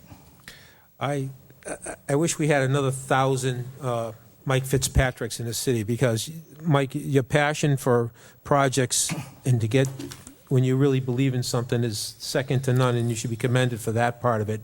I had the opportunity to walk through, to inspect the interior of that school, and I have some real concerns up in that second level. The floor was not conducive to foot traffic up there, would have to be blocked off and plywooded over. The part that, if nothing else, the air quality in there is terrible. Terrible. It was hard almost to breathe in there without, and it's all I had was obviously one of those little surgical masks on. I think you would need respirators in there to go in there for any work, for any period of time of work. So that would be a concern. Just to allude to what the mayor had said about Mr. Gonzalez, we've put it out there to Mr. Gonzalez to come back with a viable plan to hopefully save the school. That's what we're hoping for. It's viable and workable. The risk-reward thing here on the school is not, to me, worth the challenge here for what it's actually going to be done. To remove some AC units, to fill up 2, 3, 20, 30-yard dumpsters. The risk involved to get that part of it done does not really serve any purpose to the school. You know, this is discussion that should have been happening years and years ago as far as securing the building, as far as weather, rain, and I agree with that. But I think for what this this endeavor could accomplish would be not what the risk would reward it with. So I can't be in favor of this. Mr. Chair. Mr. McCray. Thank you. In regards to the proposal that Commissioner Fitzpatrick put before us, I'm in favor of waiting until Mr. Gonzalez come back with his 4-month study. I'd like to ask Commissioner Fitzpatrick, since there's supposed to be fundraisings going on, how are you all doing? Well, that's a good point. And if you want people to fundraise, they got to know what they're fundraising for. They need to touch it. And if you want to let them touch it, then no, it's going to fail fundraising because they're not vested. As far as there being another 1,000 Mike Fitzpatricks, well, they're there. If there was 1,800 20 years ago or 18 years ago, and they're still around, if you will let them release them so they can do something. But if you're going to constantly put barriers in the way, you'll never have the kind of community involvement that is good. As far as Rick Gonzalez, he writes yesterday, I would hope that we could immediately find the necessary funds to, 1, install tarp on any and open holes in any roof areas, 2, secure all broken windows and walls with plywood. This neglect and added additional costs to the project. I will be ready now the 9th or 10th to give each commissioner, mayor, and detailed update. So by not securing the building at this time, you're just letting it deteriorate more, which is going to add more costs, more to repair in the project. So this is doing a couple things. It's probably value-wise, $5,000 to $10,000. As far as energizing the community to actually do fundraising, perhaps hundreds of thousands. So, and as far as hazardous and all, well, the mayor has been demonizing this building for 20 years. The reason there isn't anything going on is because he has never allocated any money for preventing further damage. So, that's why it's deteriorating. There's never been a dime put in, well, other than Rodriguez, a dime put in to stop keeping the water out. So this is what we're doing. We're going to start keeping the water out. We're going to clean it up so you can see what's underneath. That's all going to make the project more economical, and it will help fundraising. Commissioner Fitzpatrick, you just said that Mr. Gonzalez, did he send you a letter or an email? Because I didn't get a copy. I'm just saying that probably should have been something that should have been shared with all of us. Was it one-on-one? Pretty much. Okay. Should have notified all of us. You want to add again? Yeah, I'll make it short and sweet. Mike, is there a time period in which you're projecting to get started? The reason I'm question mark is, again, I raise the same points that I think everyone is raising: legal, insurance, hazards. I think that these 3 points have to be resolved. And that's all I'm saying. The idea of involvement, because this whole movement of securing, saving the high school is a wonderful thing where the people are behind. But I'm dotting the I and crossing the T again and again, because I think, Mike, you have to do that. No disputing that. Okay, okay. But why do all that work if this commission's just going to stomp on it? So if with approval, we'll move ahead. Okay. Well, like I said, I'm not going to support it. I think safety is the major. We got to put that first for our residents above everything else. And you're talking November. 30 days later, we'll get Gonzalez's report, so we'll know where we're going from there. And you talk a lot about overseeing this and overseeing that. I don't believe you're licensed for a lot of that. You may have some kind of a license. I don't know what it is, but I don't think you're a contracting license, but you may be. But I don't think so. State certified building contractor, yes. Okay. But, well, we're not, the city hasn't hired you. And I just feel like I can't put my residents on or risk the city's liability on this, so I can't be in favor of it. Okay. Is there a motion? So moved. Second. I have a motion and a second to approve that. All in favor? Point of information before we take the vote. Do you want to hear from the audience, or are you just going to stomp on that too? I don't care. If you somebody want to speak to this, you're welcome to do so. I don't stomp on anybody. I beg to disagree. You're welcome to do that. Good evening.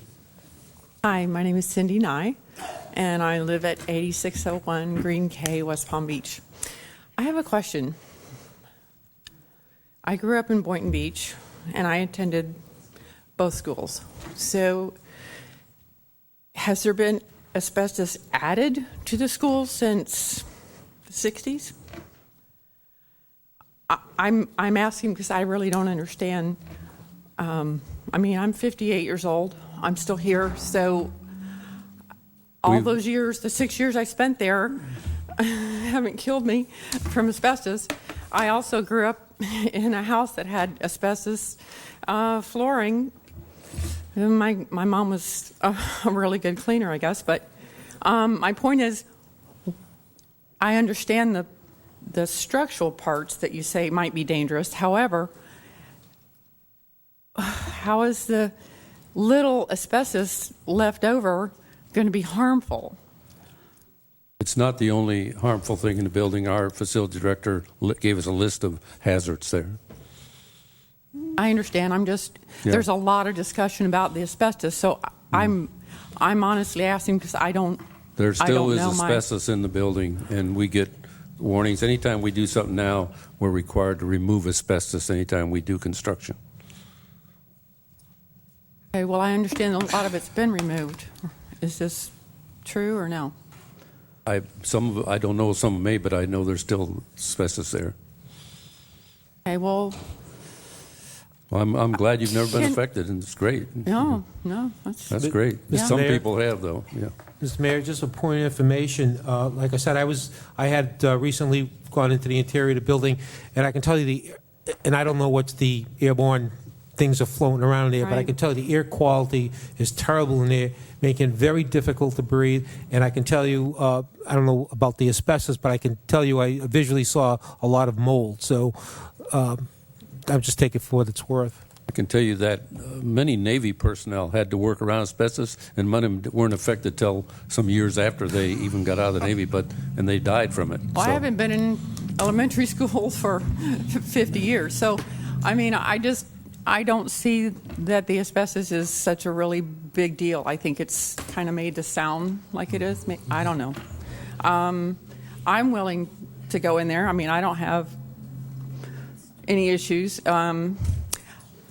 I kind of resonate with what Commissioner Fitzpatrick is saying. If you don't let us get started doing something, how are we going to get people energized about getting behind this? I appreciate your volunteering, your willingness to do something, but I am not going to place you in that kind of with the knowledge I have, I can't jeopardize your health and well-being. I'd like to say something. Go ahead. Oh, are you finished? Okay. I have faith in Mike Fitzpatrick. Mike's an engineer. Mike has done a lot of research on everything that's important to him. Sometimes I would say to him, in humor, he's over the top. But when Mike, from experience, has a passion for something, I believe he does his homework. So the only thing I would request, and this is the third time I'm saying, Mike, I'll go along with it, but I want you to show me the insurance, the legal, and the safety factors that this group is going to take for their sake, so nothing does happen to anybody. Can I just ask one more question? Is it possible that we could discuss with Mr. Gingle and or Mr. Gonzalez, since they apparently know more than we obviously do or say that we do? Is it possible to meet with them and get their take on it so that, you might feel further assured You have a right to meet with anybody you want. Oh, I understand that. I'm saying we, as in, is it possible as a group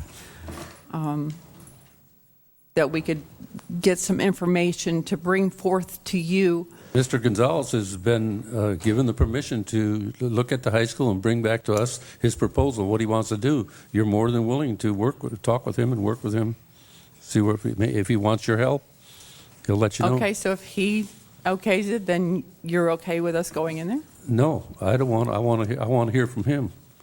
Well, that's what I'm saying. We'll just I don't discuss know. it with him, and then all if he... I know is what I'm voting on here in front of me tonight, and I'm not willing to send you in there. If something changes, you can come back to us. Okay. Okay? Okay, thank you. You're Thank you welcome. for your time.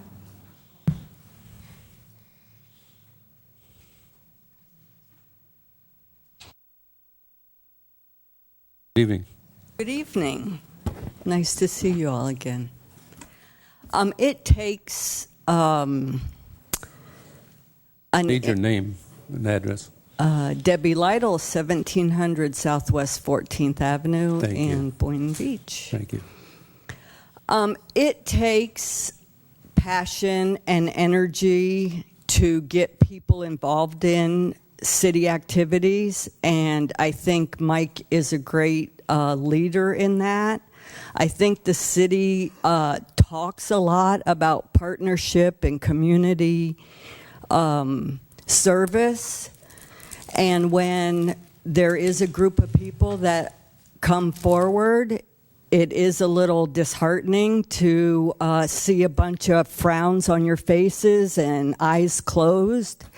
And I would like to encourage you all to consider this an opportunity to build a little bit of trust with the community and the citizens and the volunteers, people that want to volunteer. And I think there are many ways to get around the legal aspects of this and the safety. You know, we've talked about having safety orientations and meetings. This isn't just some half-baked idea. This has been a passion of a lot of people for a long time, and we're trying to, at the last hour, save this school from being demolished. And we will go to, you know, reasonable lengths to try and see this through. And I hope that y'all would really consider, you know, not maybe making a final decision right now. And if you have more questions, let us work together and partner on this. I know you said you have a public facility director, but we've seen lots of pictures and we've seen movies and stuff of the school, and the engineers go in and other people are going in. So if there's a lot of liability, these people are entering the building and doing inspections and other things. I think that we can help the city by cleaning it up a little bit and reduce the economic impact of the new contractor that's trying to give you all a proposal. We're just trying to help. Thank you. Thank you.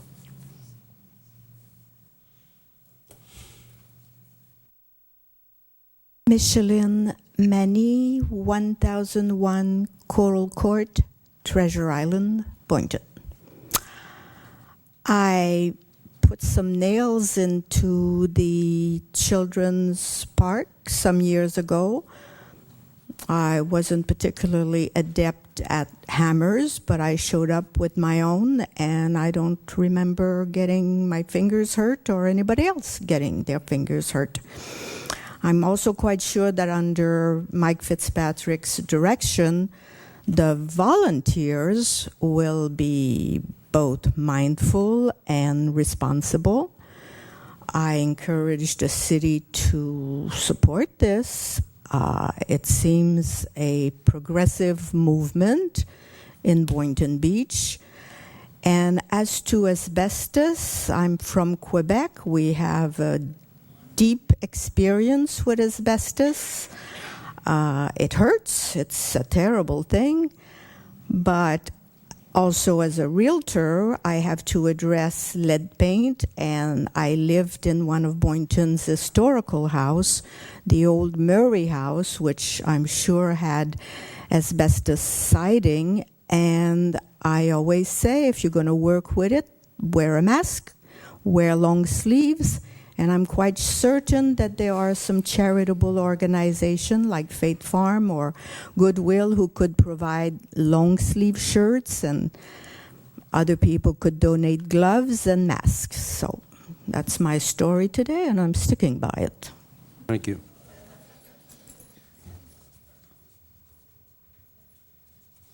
Mr. Mayor, Commissioners, Michael Wilson, 1224 Isle Court in Boynton Beach.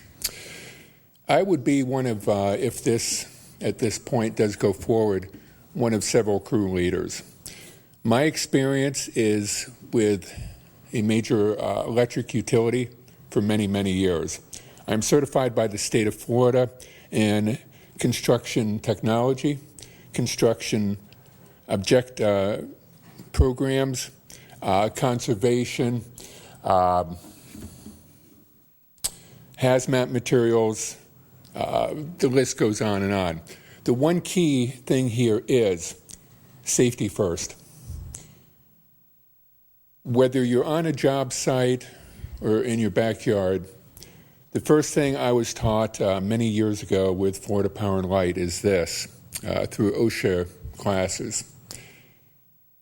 You observe an area to see if it is safe.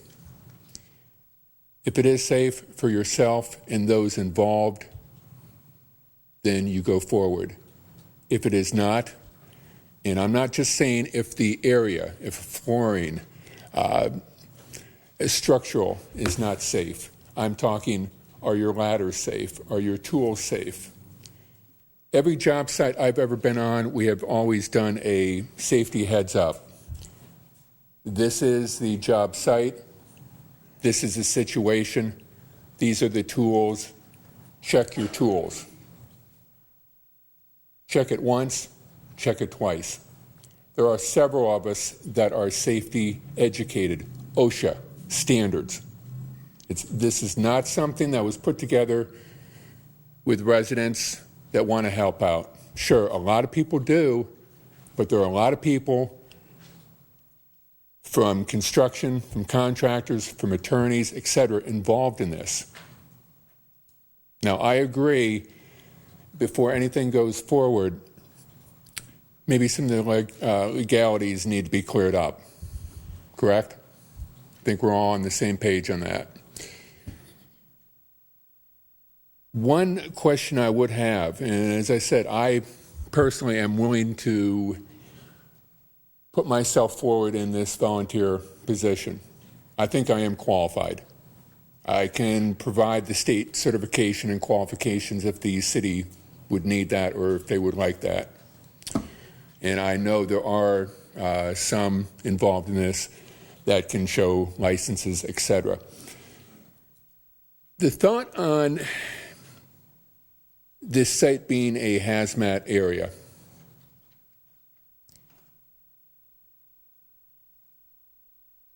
The first project, the first study of this building, I believe, and I'm doing this from the top of my head, and these, all these studies are included on the Boynton Beach website. The first study, I believe, was 2003. At that time, the building was shown to have quite a bit of areas of asbestos. 2004, the city of Boynton Beach paid for asbestos mitigation.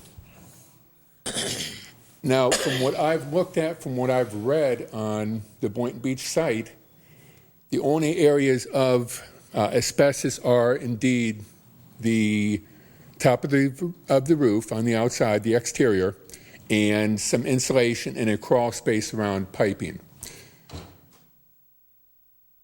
Agreed that there probably is at this point, because it's an open location, mold. My question is this: since mitigation of asbestos occurred, hopefully the city of Boynton Beach got a good deal and what they paid for it. Through facility maintenance, is there a way to get that report? Is there a way, because I'm curious, I've gone over the structure reports and the, I'll classify them as hazmat reports, and I'm wondering, I keep hearing that it's just a wasteland in there. Is there a way that somebody from the one of the citizens, myself or whomever, can see or talk to facilities maintenance and see what is this new report that the city is advising? Because the last report was 2012. The pictures are on our Boynton Beach website. Previous, mitigated. I don't see it. One last thought. I think most of the asbestos was the mastic on the second floor that the tiles, the linoleum tiles, placed sometime in the 60s. That mastic was indeed over the federal limit of asbestos. That was removed. That's gone. So again, forgive me, but is there a way to see what report, Mr. Mayor, that you're stating facilities maintenance has advised the commission that it is a very hazardous area? He did that publicly here at a meeting. He gave us that advice publicly at a meeting. Okay. I guess my question is, what report is that based on? You can go back and read the minutes if you'd like. He gave it to us here publicly at the meeting. It'll be in the minutes of the meeting. Okay. Which date meeting? You'd have to check with, I don't have the top of my head, you'd have to check with the clerk's office and find out when that took place. Okay, was that a recent meeting? No, it's been back a while. Forgive me, but how long? I don't know that, sir. Can't give you off the top of my head. I say you have to check with the clerk and see when that came up. He may remember when he gave the thing. It was Jeff Livergood, our facilities person. He gave us the information so that it was a hazard. Forgive me for interrupting. That may have been a report from years ago, or no, it hasn't. It isn't. Not years ago. It's some months back. Okay. Okay. If that report, let me ask one last thing. If liability is shown that the city would not be liable, and we find out what this severe asbestos problem after mitigation doesn't really apparently exist, would the commission be willing to have some sort of volunteerism going forward? I mean, after that, what is the stumbling block if you have people? I will answer you once you're finished. Are you finished? I'm done. Thank you.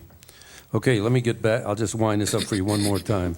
We're about 70 days away from the Gonzalez report, which is the end of December, that he's going to tell. He's been in there, and I can tell you, if you read the paper, one of his first things he said after he came out of there, after he went in, was his words were, "It's worse than I thought." Agreed. That's what he said, okay? Now, but we're only 70 days away from, we authorized this group to go in there and check it out and give us, this is not anybody in staff or anybody here. We're going to take this information, an outside thing. They may come in and say, this ain't a big deal, we can handle it, we can make it happen. I'd love to hear that. I know a lot of you want to save that building. If that comes back that way, I'm with you. We'll see what it says. The fact that it's an unsafe facility, we've been told that by people who I respect. Not to interrupt, sir, but I would love to see the asbestos is not our only concern. Asbestos is not our only concern. There's other hazards there that have been identified, and I can tell you, I don't want to go. And some of you made light of asbestos, but I can tell you, I watched a friend of mine die from asbestos poisoning. It's not pretty in his early 40s. So it's not unheard of. It's not a thing to take lightly. There are other hazards there.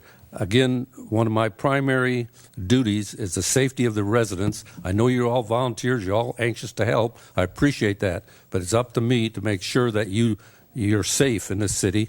It's also my responsibility to keep the city safe from liabilities and things like that, and money that if somebody was hurt, that everybody in the city has to pay for it. So that's my problem with this, and I can in good conscience send people as willing as they are and as much they like to help to go into what I know is an unsafe and hazardous environment.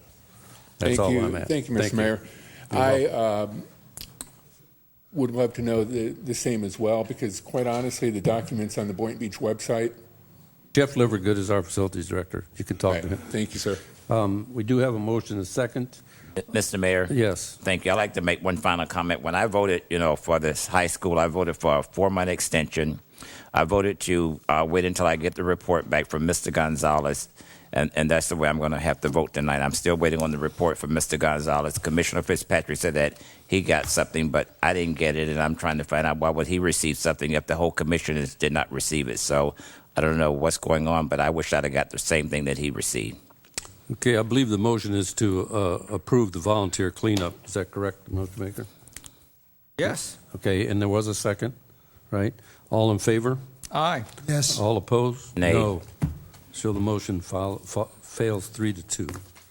Next is discussion of legalization of medical marijuana per request of Commissioner Merker. Okay. It's funny how sometimes things happen. Excuse me. A couple of years this was on the ballot in the state of Florida, let alone other states.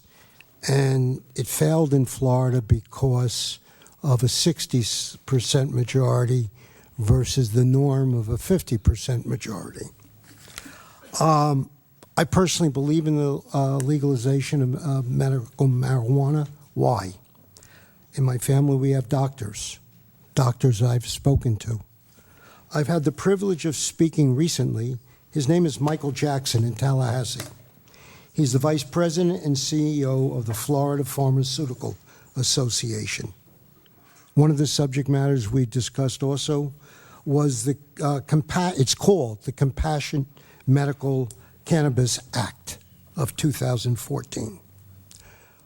The reason I'm bringing this up is because I'm a strong believer. You have state legislators, you have county, you have state, let alone national. But if you believe in something, there's nothing wrong with a grassroots movement. Normally, a grassroots movement is defined as the people, the citizens. But I also think that when a city cares for its people and the subject matter of taking care of its people and the potential of people getting better or going through the final days with less pain, it's important. I personally did a poll. I received many emails, calls from mothers.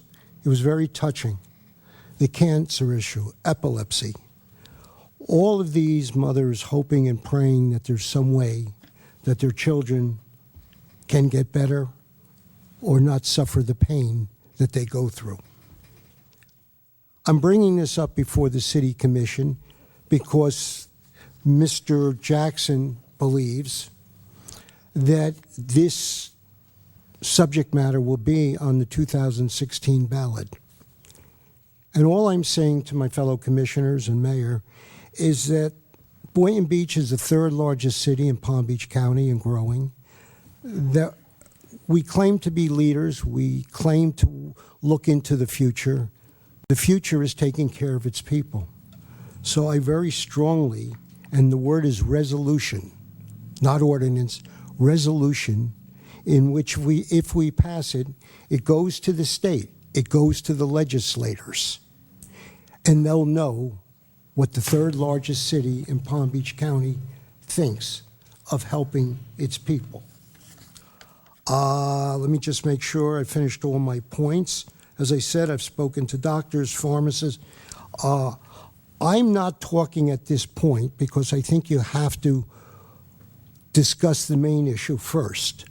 West Palm is pushing or pushed certain legislation. I'm talking about health and happiness.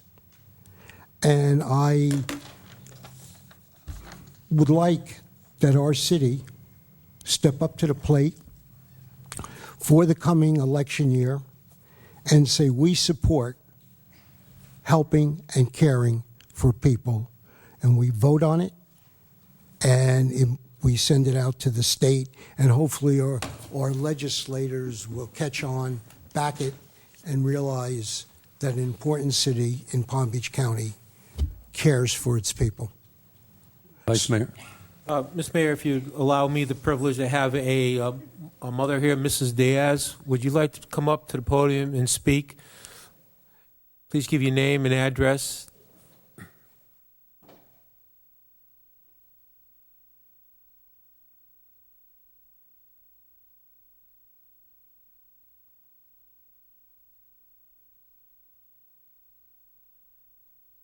Brought something for the commission as well, if you'd like to pass it down. And he'll pass them down. Thank you.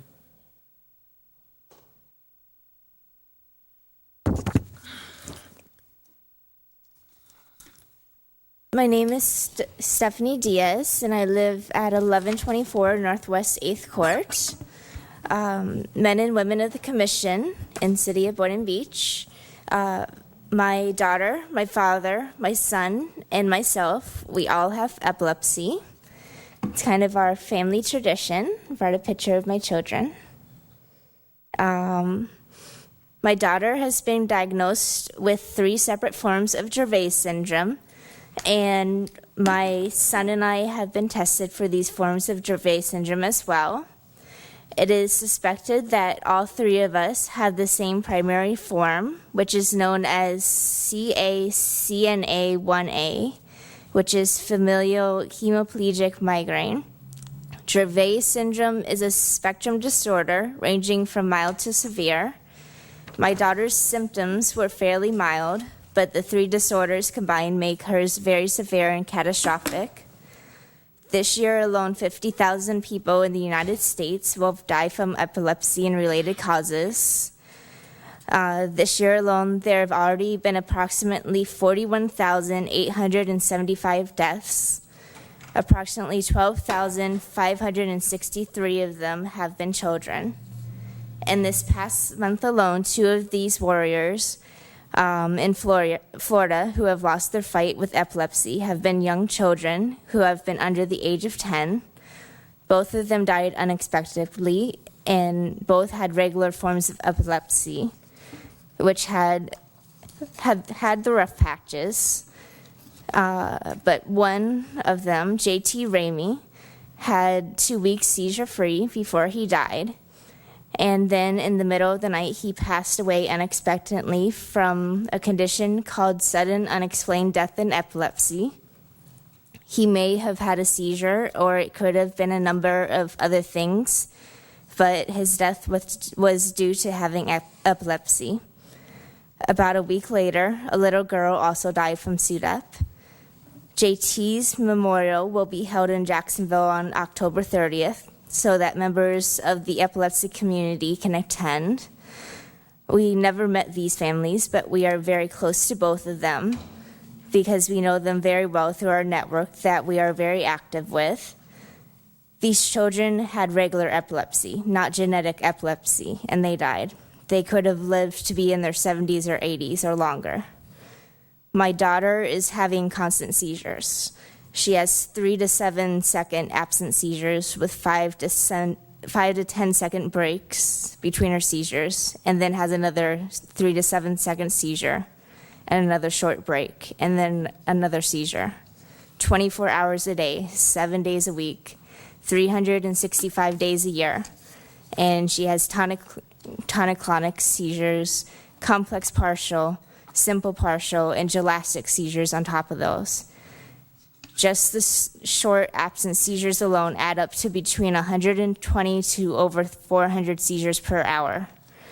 This equates to a minimum of 20,160 to 67,200 seizures a week, or 1,008,000 to 3,494,400 seizures per year that I am not catching. My daughter is out of options. She has taken Trileptal, which is bad to take if you have Dravet syndrome because it can cause seizures. Then we added Lamictal, which I didn't want to add because I suspected Dravet syndrome. and it can also cause seizures if you have Dravet. And she went from 1 to 2 seizures every 2 to 3 months to 24 seizures in 6 weeks, and status epilepticus, which is deadly. Then we tried and failed Vimpat and got high at the age of 4 with the help of our medicine, and we added Klonopin daily. We are still on Klonopin. We added Abilify for psychosis. We tried to save the Vimpat by adding Onfi, and she was allergic to the Onfi. Then we pulled those two and tried Trokendi, which has minimal side effects, and she had to do sprinkles due to the horrible side effects. So we stopped that within 2 weeks and got on Zonogram with the warning that if this didn't work, and the epileptologist, who is the uber specialist of them all, who said that this probably wouldn't hold her more than a few months, if it worked at all, she would be on the ketogenic diet. My daughter failed her Zonogram after 2 months, and we finally put her on the ketogenic diet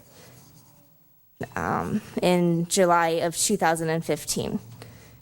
We could not get it fully started in the hospital, as we keep kosher, and my daughter enjoys her food.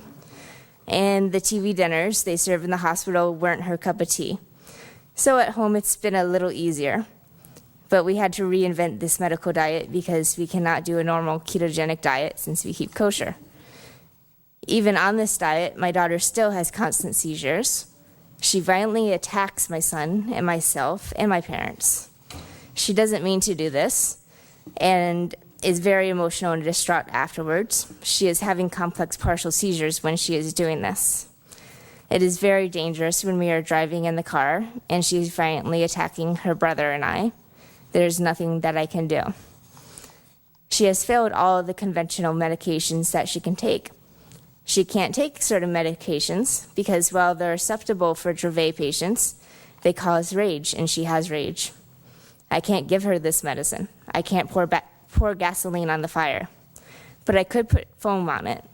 I could put a buffer on it. Medical marijuana has been proven in patients with this condition to stop or reduce their seizures. The damage could be stopped, and it may be able to be reversed. Many Florida families that we know have been left with a choice: watch their loved ones suffer and die, or move out of state to get the care and treatment that they need. Controversial or not, proven or not, the fact of the matter is that right now my daughter is tired. She wants to go home with Hashem, her father. She is done. What you could pass tonight may not be quick enough to help her, but it may help others like her. As a parent, that is tough to accept, but I do accept it because I personally watch my daughter's battle every day. And she's very brave, and I know her time will come soon if things don't change drastically in the near future. So please, ladies and gentlemen of the commission, for my child and for the other children with this condition and the other individuals who are suffering with many other ailments for which only God knows of the cure, but for which this could help, please pass this ordinance to allow medical marijuana to help those in need. We shouldn't have to relocate our families, uproot our lives, split our families in half, or just simply give up and watch our loved ones die, because we cannot access the care that they need. Be the change that they need today. Change the world and pass a resolution for medical marijuana in Boynton Beach. Show Florida that the rest of the country knows what they're talking about and that this is medicine and that it is helping, and let's fight for a cure. This probably will not completely cure someone of epilepsy, but it can cause a long enough remission in a patient like my daughter to help her to live and to help her to lead as close to a normal life as possible and to be able to get back on track. My daughter turned 7 in December, but she is developmentally around age 2. She will never progress past age 2 if she does not stop having her seizures. This is the only medicine that can give her brain the break it needs. It's this, or I put my child in the hospital and I sedate her and put her on a ventilator and put her in a medically induced coma to give her brain a break. This effectively stops her life. Then we reverse the coma and hope and pray she comes out of it. She may never come out of it. And if she does, she may resume her seizures instantly. There's no guarantee. Medical marijuana is the safest option for my child in this instant, and it needs to be available for anyone who has a chronic condition that could be treated with it. Thank you for your time, and have a great and blessed day. Let me ask you a question. Yes. Have you had the opportunity to treat your daughter with medical marijuana to see if it had any effect? I have personally gotten access to a low dose of a pill version of Charlotte's Web. It is not strong enough to treat her seizures. I have noticed improved cognition, but it has not improved her seizures at the low dose that she is on. It needs to be a much higher dose, which I cannot get. Okay, May I thank ask you you. a question? Yeah, go Have ahead you if you call- have don't you- mind. Let me call on you. Oh, well, Go ahead. Question, are you the woman that called me personally? Yes, I am. That's what I saw. Let me just thank you. You're Thank welcome. you for being so brave. Sometimes this is what happens. Someone has to step up to the plate. Someone has to step over the boundary. Someone has to realize that life's not easy. And when it deals with a child, you do anything to save the child. Right. And I thank you. I thank you. And I thank Vice Mayor Casello for bringing her. I think that's wonderful what you did. And I thank you. Vice Mayor?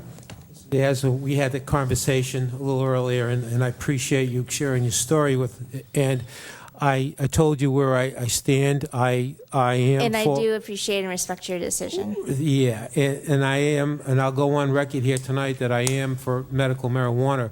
But I also told you that by taking a vote here tonight and passing that we might be sending out false hopes to the people who Right. are out there that are in a situation Right. such as yourself. Ultimately, nothing can be done until the state legislature acts next Exactly. November, but it is a step in a positive Exactly. direction if I we would did rather have see. movement locally. I would rather see that the people who really truly believe in this get those petitions started with signatures on them, so we can Right. send that message to Tallahassee to say it's just not 5 commissioners in Boynton Beach are in Right. favor of this. Which It is- actually, the it is groups the that we are overall in- general public that Yeah. want this to happen, and that's where I stand on it. Right. And the groups we are in, actually, I actually run a few groups. I actually formed something on Facebook called Stephanie's AED Diary, and then I also run, it's called the Florida Epilepsy Support Groups on Facebook, and we're in a few other groups online as well on Facebook. And we actually pretty much got all of the petitions that went out last election filled out, that went out out the state. We mailed them to people's houses, had them filled out, had them sent to all the legislators. So we were a Thank big you. proponent getting those filled out and sent them to get it on to the ballot last time. Mr. Fitzpatrick? Well, if we're really in favor of this, we could have pass a resolution yes. to talk to, to the state legislature saying we're in favor of it, and tell the lobbyists that the city hires to lobby for it. Commissioner McCray, did you want to Thank comment? you, sir. My question is, since you have all these support groups, is there another city in Florida that has passed this? I can definitely do some research and get back to you on that. And I do know there are some other cities that are trying to pass similar legislation. I needed that tonight. Okay. Yes, Mr. I'd like to say Merker. something to you, emphatically, indubitably, and definitely. We're elected. We're supposed to be leaders. We're supposed to do what we think is right for the people. To take a back seat and say, you get the petition, sure, that helps. But the idea that elected officials who have the opportunity to talk to county, state, and even maybe national elected officials, that's an advantage we have. And I emphatically, because I spoke to the vice president and CEO of the Florida Pharmaceutical, who was also backing, and the people are backing, that's cowardly. It's cowardly. That's why we're elected, to not be afraid to take a stand on things we believe in. So if we believe in medical marijuana, then let's pass this resolution, let it go to the state, let the people follow us, and it's like I said before, it will be a grassroots movement.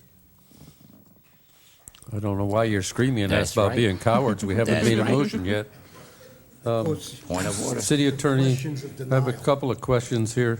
One, evidently, from what I'm hearing here, the state has not legalized this yet. Is that correct? That's correct. Okay. And this here says that the discussion to legalize the medical marijuana. We can't legalize it, but That's we right. could make a resolution supporting That's what I that, said. right? Yes, sir. Okay. I'm talking. Now, please don't interrupt me. That's what I said. No, you didn't. I sure did. Chief, would you give us your input on how you feel about this, about medical marijuana? Are you willing to make a comment how you feel about it from the police standpoint? Chief, we're talking medical, we're not talking I told him that. social. He totally- No, him but Point we of order. talk too. Point of order. Medical, not social. Point of order. Thank you. I'm clear on that. Jeff Katz, Police Chief. What I would say to you is that this is a legislative task, and I believe that as representatives, elected representatives of the government, it's your job to administer the policy and decide the direction that you want staff to go. And I would say that it's important that your law enforcement department be apolitical, and you need to give us direction and let us know what you want. Thank you. Thank you for the input. Well, personally, I will tell you that I would be 100% in favor of medical marijuana prescribed by a doctor for anything the doctor thinks it would be useful for. I would support the legalization of medical marijuana. Of course, we can't do it at the city level, but we can sure show our support for it and ask the state to pursue that. So I'd be willing to go with a resolution or whatever it takes to send to the state to do that from this city. Okay? Any other discussion? Yes, sir. Would you like to make a comment? Just before you come, sir, you Yeah, had to let, go ahead. In regards to Senator resolution, I am not in favor of Senator resolution to the state saying that we are, in favor of medical marijuana. This is my belief. This is my vote. And I'm just saying we already have enough problems. Once the state legislature, if they passes this, then it is up to the cities that, we will have to follow pursuit. That is the way I'm going to go tonight. I'd like to say one more thing. Speaking to police, speaking to doctors, the key problem in all legislation that's passed in city, state, national, the idea, the premise is also very good. But the outline of what has to be followed and what should be implemented is always the problem. For example, that's the problem with our health bill nationally. The idea is wonderful, but they never dotted the I's and crossed the T's. It was just theory.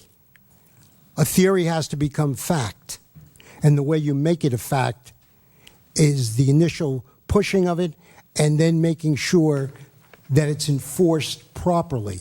By taking the initiative, and hopefully it will pass here in the city, this is just the bottom part.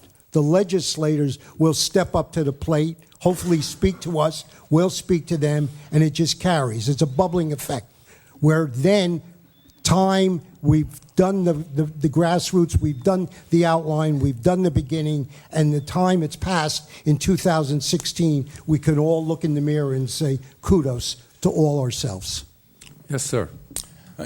So again, my name is Jeff Cadell. My office is actually on High Ridge Road. And I just want to maybe clarify some things. And I'm really curious what your definition of medical marijuana is. Because, when they refer to medical marijuana, especially as the amendments coming forward, it's pot. There's no special blend. There's no, secret lab that produces medical marijuana. It's pot. Okay, so let's make that very clear distinction. Now, I have all the compassion in the world for this lady, right? And that's why Florida went ahead and passed the Charlotte's Web, right? Now, have there been some hiccups getting it to the people that need it? Absolutely, right? But that is already in place. That's already approved at a state level. And that is a big difference between marijuana and what this is, which is actually a CBD oil that's extracted from the low THC plant. Basically, we're talking about hemp, okay? Huge difference. Now, if you send up this resolution, you don't even know what you're supporting. I mean, you're saying medical marijuana, but you don't even know what it is, okay? We're talking about pot. The biggest problem with it, too, is because it's still Schedule I, federal drug, pharmacists cannot distribute. Doctors cannot prescribe. So what you're going to get? Pot shops. There's just no other way around it. Doctors can recommend, they cannot prescribe. Pharmacists cannot distribute at all. We're talking about a Schedule I federal drug. So let's just make sure we understand. Now, if you guys want to say, hey, yeah, we support a resolution to expand the CBD to more families, or maybe raise the THC count a little bit in incremental things, that's great. But understand this, in every state that has passed a medical marijuana bill, less than 10% of the people that have gotten their medical marijuana cards have been for chronic illness. The other 90+% is for undiagnosed, undocumented pain, or headache, or nausea, or basically it's just a prescription that a doctor says, well, you need to tell me something so I can write this for. And listen, we've gone through the pill mills, people.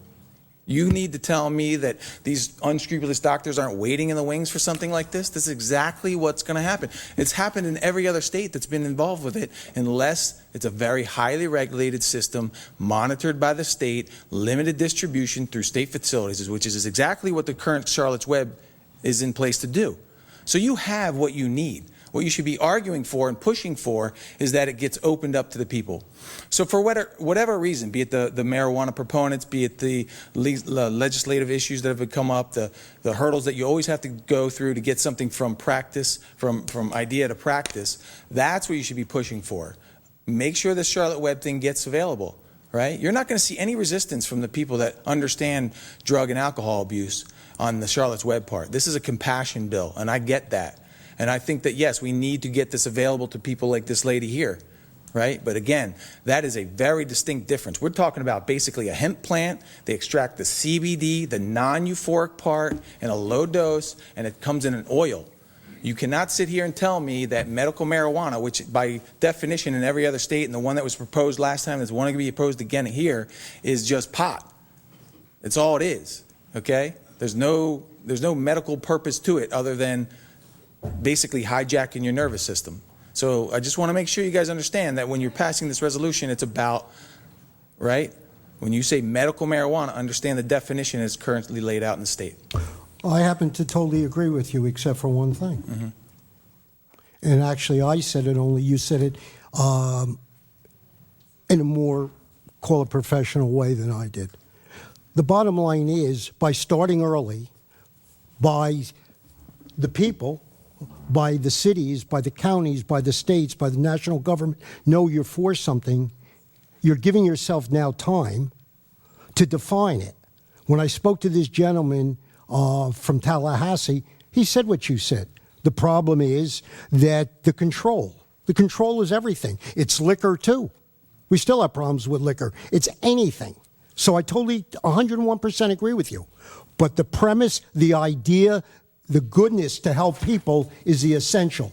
It's up to us, the legislators, to start it and define it and not push it down our throats like the health care bill was without being defined. So all I'm saying with the resolution, it's saying the same thing. Obviously, I'm not going into each specific area that you are, but the premise of what I'm saying is that a city understands the heartbeat of the people, and they understand there's the potential, if it's defined properly, organized properly, and controlled properly, it will help people who have problems with their children. So we basically agree, it's just you and I dotting the I and crossing the T. Well, but the clear thing that we need to make sure that we differ on is what you're referring to, or what it seemed to be referring to, is pot.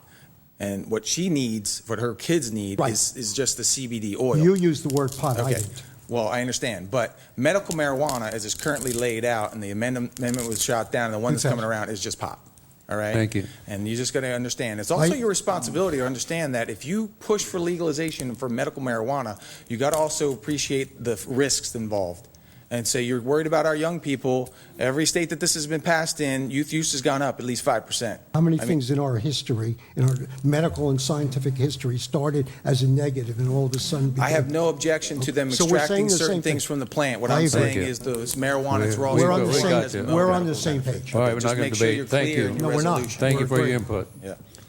Okay. Yeah, I'm sure. So, yes, Fitzpatrick. I would like the patients who this might help, even at stronger doses, be able to get it, and what we need a route that we can maybe influence a little bit. I don't see that right now. I'm not.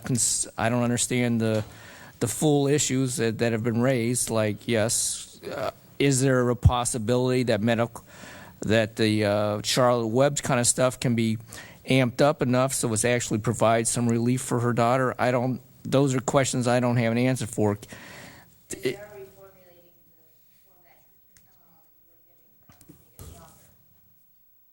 So, I'm not really in favor right now of legalizing or supporting legalizing marijuana under a disguise, so I'm kind of stuck.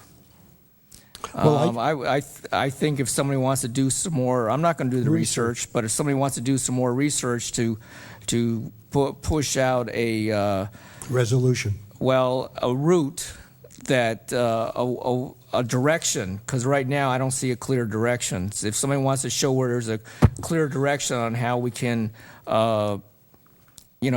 influence a legislative vote, I'd vote for that. But right now I don't see a defining direction.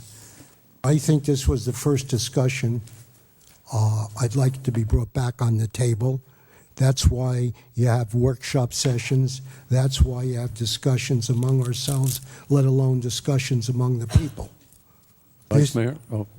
And so therefore, I would like, at the right time, I'd like to speak to Jim as far as some legal definitions, and I'd like to also put it on the table in the near future. And I mean near future, because I would like to do the research, talk to legislators, get their mindset, let alone different medical associations. You might get what you want tonight. Go ahead. Okay. Thanks. My name is Jean Rizicki at Southwest 10th Avenue in Boynton. I didn't come here to speak to this. I didn't even know it was an agenda, but I agree 100%, 1,000% with that gentleman. Thank you. He said everything that I couldn't put into words because I remembered it from the election before, but I didn't have all the details. The only thing I do know and I have heard is medical marijuana is pot. And a lawyer is pushing this in the state of Florida, all these petitions, and this is a new entrepreneurship. People want to grow it and they want to sell it not medically. They want to sell it socially. And that we have to wonder about the kids and the safety. And I would say, please don't send anything in my name or the citizens of Boynton Beach. This citizen does not agree with you. So I don't want to see a mandate from the citizens of Boynton Beach. If you want to, take a vote with the citizens of Boynton Beach and then see if we do. But that's where I stand. Thank you. Okay, Vice Mayor, did you say you want to say something? No, is there a motion on the... There's no motion yet. I'd like to make a motion. Well, yeah, I'd like to make a motion that, help me on this one, Jim, that we move, wait, let me start again. I'm not doing well. Jim, for this to come back on the table, do I need this as a... Make a motion tonight, and maybe get it approved. All It's right. up to you. So you see what... The motion You would be can to always bring something direct back. legal to prepare a resolution, but I don't know the scope of what that resolution Well, would that's contain. well, You've that's got the part supply I that in want the to sit body of down your with motion. you and get and outline it, and like I said, do a little more detail. The resolution I would like is that we, the city of Boynton Beach, agree that medical marijuana should be on the ballot in the 2016 election. There anyway.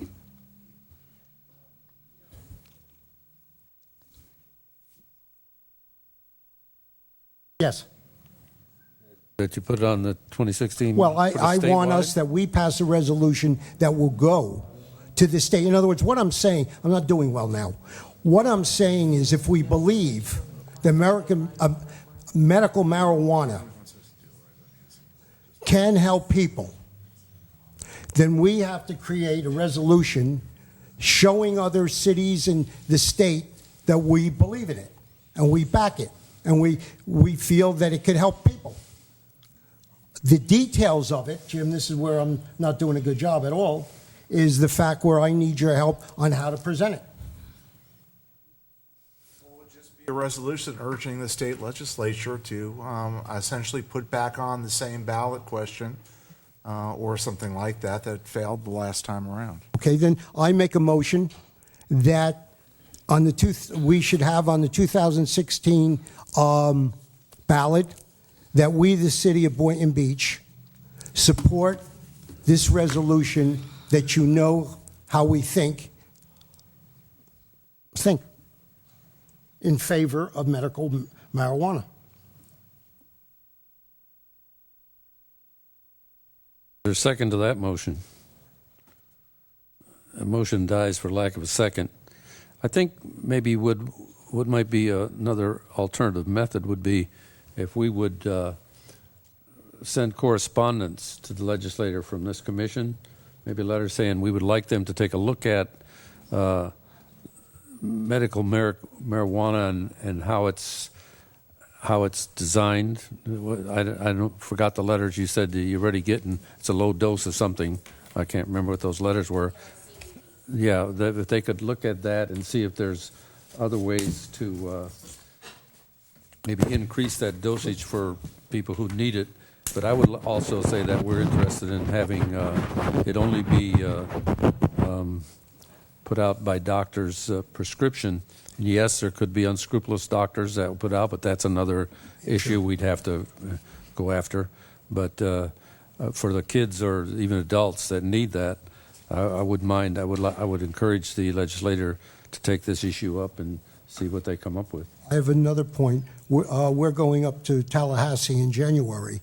I would like this to be put on the list of us talking to the legislators and also our, what's the name of the company, Laurie or Mayor? The lobbyist company. The lobbyist. Ballard. Thank you. Can you put us, with what we gave you, Jim, can you put some sort of a resolution together to bring back to us? I'll bring something back to you. Okay. You're requesting a resolution. I'm just saying when that resolution come back, Mayor, I'm just saying with Flack and all these other drugs out here, I'm not going to support that. I cannot support that in good faith. Well, you'll have the opportunity to vote against it. Thank you. Is that what is that the commission would like to see that happen or not? You want him to bring something back or not? Mr. Mayor, this is all going to be, we can send all the letters we want, all the ideas we want. We're only 5 individuals. Yeah. If you're out for medical marijuana, get the petition, sign a petition, but this is all going to be decided at the state level. Right. We'll have very little say, this commission will have very little say, if any say, in what we do here. Okay. So, we're beating a dead horse here. Let's wait to see what happens. It might never happen the way it is. I'm not even sure it's on this year's ballot. Right. So I say let's follow Tallahassee's lead, and then we can pick up to where we actually stand on the subject. Is that Okay. a motion? I'll I'd second like it. to say, Don't want to do it. Fitzpatrick, how do you stand? I think we should try to push stuff forward for people in need. And no, I'm not in favor of disguising something that becomes another recreational drug, but there are enough people in need, like we were pointed out, that something should be done if we can. So I don't mind going out on a limb a little bit. Are you? I'm in favor. Let's see what Mr. Magic over here Sure, comes I'll up bring it with. back. Okay. I'd like to say something. Go ahead. I'm not a coward. What I heard before is cowardly. Let the people. We're the leaders. Why do you think we get elected? That blows my mind. Excuse my vernacular, my language. This is. Let me tell you something. You elect us or unelect us, and if you believe in something for people, it could be the 100-story building or it could be the 1-story building. You got to have the guts, and I can't use the word I'd like to use, to take a stand, to cowardly say to the people, "You do it." Then what the heck did you run for office and get elected for? It blows my mind. Are you finished? This is an issue, again, everyone says the same thing but doesn't say the same thing. It's a matter of how we get to the point and realize that this is something that could help children and people. It's called health. It's called the rest of your life. And you could dot the I and cross the T as far as how you want to define it. But if there's signs already showing it could be the right thing, then let's carry it out to make sure it's the right thing. Well, I know you're very emphatic, but calling people name doesn't help your cause. Why? Calling people cowards does not help your cause. It's a Okay. general word in the dictionary. But yet you can okay, I've got recite Point of order. people. Let's Point of move. order, Robert's I've rules. got, Please, let's move. You're not, you don't, Commissioner McCray, you don't care about the sheriff bringing anything back, correct? No, sir. You don't care about No, bringing anything sir. back? Fitzpatrick, you want him to bring something back? Yes, I think we should try to help some people who need some help. You want him to bring something back? Yes. Okay. I guess that makes me the deciding vote. I want to help people too that need it, so I'd be willing to listen to what Ms. Sheriff can bring back to us. So that's the direction. Just bring something back, Ms. Sheriff. Thank you. Sir. Okay. Ordinance 15 that's on table. We're going to leave it there. Item B, ordinance number 15-025. An ordinance of the City Commission of the City of Boynton Beach, Florida, amending Ordinance 8938 by amending the future land use element of the comprehensive plan for property owned by various owners and located approximately 125 feet east of the North Seacrest Boulevard between Martin Luther King Jr. Boulevard and Northeast 9th Avenue, changing the land use designation from local retail commercial and medium density residential to mixed use, providing for conflict severability and an effective date. Ordinance number 15025 on second reading and public hearing. Anybody in the public wish to address this ordinance? Seeing none, return to the commission for a motion. Motion. The motion is second. Any other discussion? Please call the roll. Commissioner McCray. Aye. Commissioner Fitzpatrick. Yes. Mayor Taylor. Yes. Vice Mayor Casello. Yes. Commissioner Merker. Yes. The vote is 5-0. Ordinance 15026. 026.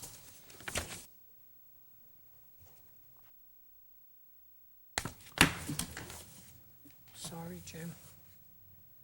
Give me 1 minute to pull it up on the... Okay.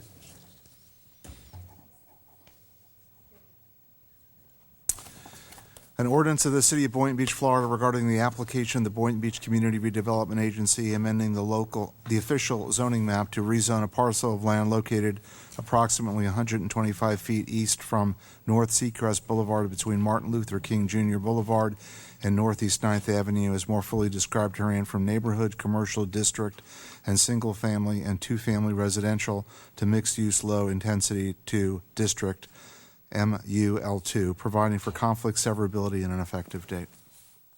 Ordinance 15026 on second reading, public hearing. Anybody in the public wish to address this ordinance?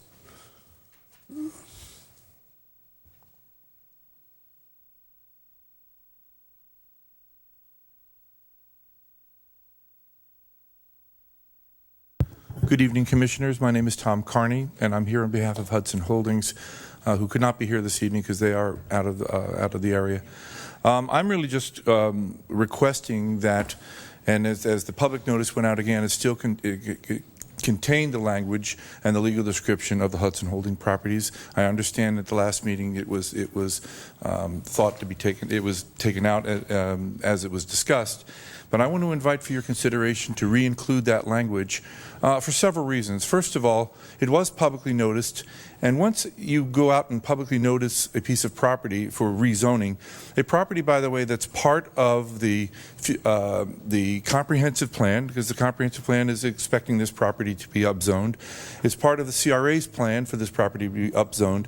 And so when you go out and you make a public, do a public notice for a property that is everyone expects to be followed with the various comprehensive plans, and then for some reason it's taken out, the signal that you're giving is that you don't want to rezone this property at all, and that really isn't the right signal to be sending to the community. There are a lot of people that we're still talking to about developing this property, and that all this is really going to do is tell people that stop looking because, you're 8 to 10 or 12 months away. We don't know if the city's going to do it. The city says they're going to do it, then they're not going to do it. And it's being taken out for reasons, frankly, that I don't understand, because this entire block I mean, you really need to, you have a comprehensive plan out there that gives direction about where they want properties to go in the city, and then when given the opportunity, you exclude one. That really isn't the right signal to send. So I'm really asking that you reconsider your previous position and include this property so that it is the entire block as advertised, and follow essentially the comprehensive plan and the CRA's plan. That's all. Yes. Thank you. Did you have a For the record, I just want to say that I did get a call from Mr. Carney on this issue, so just put that on the record. Yes, I actually tried reaching all of you, and I do apologize. I did not get a chance to. I had a wrong area code for you, and I apologize for missing Commissioner Merker.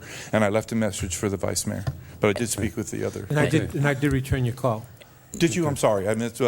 Okay. Mayor. Right. It's been one of those days. I'm sorry, Vice Mayor. This is the wrong item. Yes, it is. He's talking about the next item. Yes, it should be in the He's on the C. wrong ordinance. Okay, so keep that in mind for Can I next hold that item. thought? I don't need to hear it. Can we just replay it back so I don't have to come up a you second don't have time? to come again. I'll remember what you said. Well, it's okay if you can all Okay. remember what I said, because I barely do myself. Thank there- you very much. Can I just ask him what he's here, Mr. Sure. Mayor? And I had the discussion the last time we brought this up. We can rezone at any time we want. If Mr. Michaels came in with a plan, because we don't know what he's going to do with that parcel there, but if he comes up with a plan that fits into the comprehensive plan, we have no problem rezoning that farm. It's not like we're not going to rezone it or we don't want to rezone it. I don't know the urgency to rezone it now. Well, I mean, And we're not really- trying to bundle land here. No, I understand that, but I mean- we bundle parcels. I understand when we bundle parcels, we get an area and we rezone that whole area for the bundling purposes. But this piece of property that you're talking about is not in this Ocean East Breeze plan right now. No, but it is part of the same block. And Well, it it is the same block, it and is like I part say, of at the- any of the time, comprehensive plan. he comes in that fits into the comprehensive plan, we can rezone it for him. It's simple as that. It does. There is a time element as we talk. We're talking to people to get stuff done. We fast-track the rezoning now here. Things get done in the blink of an eye. And I appreciate that, Mr. Vice Mayor. You're I'm welcome. just saying that the signal that it sends when given the opportunity to zone a property as per your comprehensive I don't plan, think we're and you sending don't do out a signal that please, we welcome all development, and if Mr. Michaels can come up with a plan that fits into comprehensive plan, bring it forward. We're rezoned it for I him. certainly understand your position. Thank you. I'll disagree with it, however, though. Thank you. I spoke, for the record, I spoke with Mr. Carney, too. I stopped him. I said, tell me tonight. Okay. Let's go. All right, we do have a motion and a second on, no, we which don't. one? Is there a 15026? 6. Is there a motion? So moved. So moved. Second? Second. Any other discussion? Please call the roll. Patrick. No. Mayor Taylor. Yes. Vice Mayor Casello. Yes. Commissioner Merkel. Yes. Commissioner McCray. Yes. Vote is 4-1. Ordinance number 15027. Thank you, Now, Mayor. that's the And one the he's minutes, referring to. That's the one. Yeah. The minutes will reflect that Mr. Carney's comments were regarding 15027, not 06. An ordinance of the City of Boynton Beach, Florida, amending Ordinance 8938 by amending the future land use element of the comprehensive plan for property owned by various owners and bounded on the North Seacrest Boulevard on the west, Northeast 1st Street on the east, Northeast 7th Avenue on the north, and Northeast 6th Avenue on the south, changing the land use designation from high-density residential to mixed use, providing for conflict, severability, and an effective date. This is ordinance number 15027 on second reading, public hearing. We've already heard from Mr. Carney. Anybody else wish to address this ordinance? Seeing none, I return to the commission for a motion. Motion to approve. Is there a Second. motion and a second discussion? Point of information. Yes. This is as amended from last commission meeting, correct? Yes, this reflects Okay. an amended legal description on Understood. page 2 of the ordinance. Thank you. I would just say that after I talked to this with Mr. Carney about this, I thought back and I remember that Vivian Brooks, our executive director, has kind of encouraged me and I suppose others that we should try to upzone our properties in Boynton Beach so that developers kind of know what to expect. And when they come in, and if they're already upzoned, then, like I said, it does save some time. But so I would have no problem including the whole thing. But I know we brought this back with eliminating that piece of property. So however the commission wants to go, I would have no problem with upzoning the whole thing. Mayor, could I ask the maker and the seconder to agree that the motion is to adopt ordinance 15027 as amended? Yes, that is correct. Thank you. The second Help. agree? Jim, help. What the mayor said, I concur with him. So Well, the way it's amended, it's taking that piece of land That's out right. of this, and I- now we're not yeah, upzoning it. yeah. So that's what we're voting on here. And so if you vote for it, it eliminates that piece of land. I'm saying I would have no problem putting it back in. That was I I said, agree. but- I agree. Oh, So so- I'll put back my second. Okay, is there a second to the motion? Second. I have motion second. Any other discussion? Please call the roll. Aye. Mayor Costello. Aye. Commissioner Merker. Yes. Commissioner McCray. Aye. Commissioner Fitzpatrick. Yes. The vote is 5-0. Ordinance 15028, an ordinance of the City of Boynton Beach, Florida regarding the application of the Boynton Beach Community Redevelopment Association, amending the official zoning map to rezone a parcel of land located between North Seacrest Boulevard on the west, Northeast First Street on the east, Northeast 7th Avenue on the north, and Northeast 6th Avenue on the south, as more fully described herein from multifamily residential R3 to mixed-use low-intensity 2, District MUL2, providing for conflict severability and an effective date. Ordinance 15028 on second reading, public hearing. May the public wish to address this ordinance?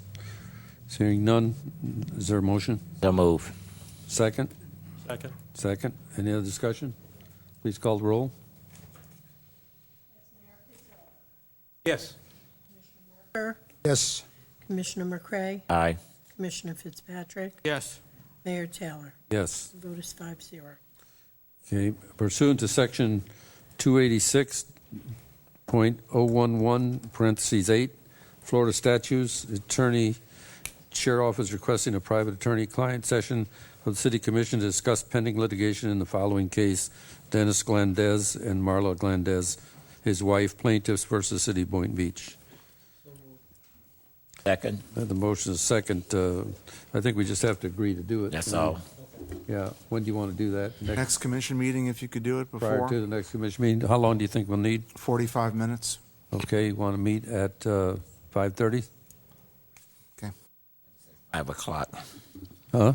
Probably 5:15, no later instead of. 45 minutes. It'd give us 5:30, gives us an hour. Okay, because We're we going use at it. 5. We get sandwiches. Yeah, we use it. What do you want to do? You guys tell me what time do you want to make it? Whatever the majority says, fine with me. What do you want? I need 61 minutes. All right, we'll make it And a tuna sub. 5 o'clock. 5 the o'clock. first sandwich. We don't have to have 5 sandwiches. o'clock. 5 that's o'clock. funny. Okay. For the next meeting. Proposed Resolution 15-136, approved resolution creating a Community Redevelopment Agency Advisory Board, establishing procedures for appointment and removal of members. So moved. Second. A motion second. Any other discussion? Yes. Go ahead. Who's going first? Go ahead. Okay, let me just get, I'm sorry. The parts of this says 7 individuals experience educational skills. It says no less than 4 members shall be residents of the city. I question that. The next I question is removed by commission with or without statement of cause. That's absurd. And the last, the ethics, of course, costs will be assessed by the CRA board, budget, I'm sorry. The part C where it says that we can just say no to someone without cause. I mean, what we're losing here is the initiative, the desire, the wanting of citizens to be part of a dictatorial system instead of an open system, which leads to volunteers and hopefully in the future after that, people wanting to even run for office.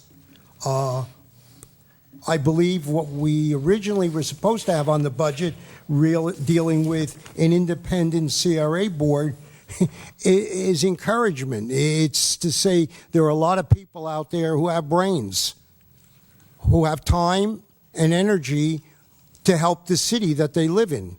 We're shutting the door with this. We're slapping the citizens in the face with this. And no less than 4 members shall be residents of the city. Are you saying on this part that the other potential 3, are they business owners, or could we take them from Jupiter?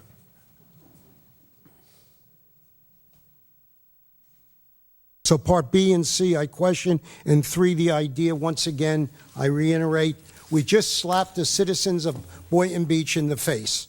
Woodrow Hay, Buck Buchanan, I asked the question last time, what's wrong with them? What'd they do wrong? I still didn't get an answer. Commissioner Fitzpatrick?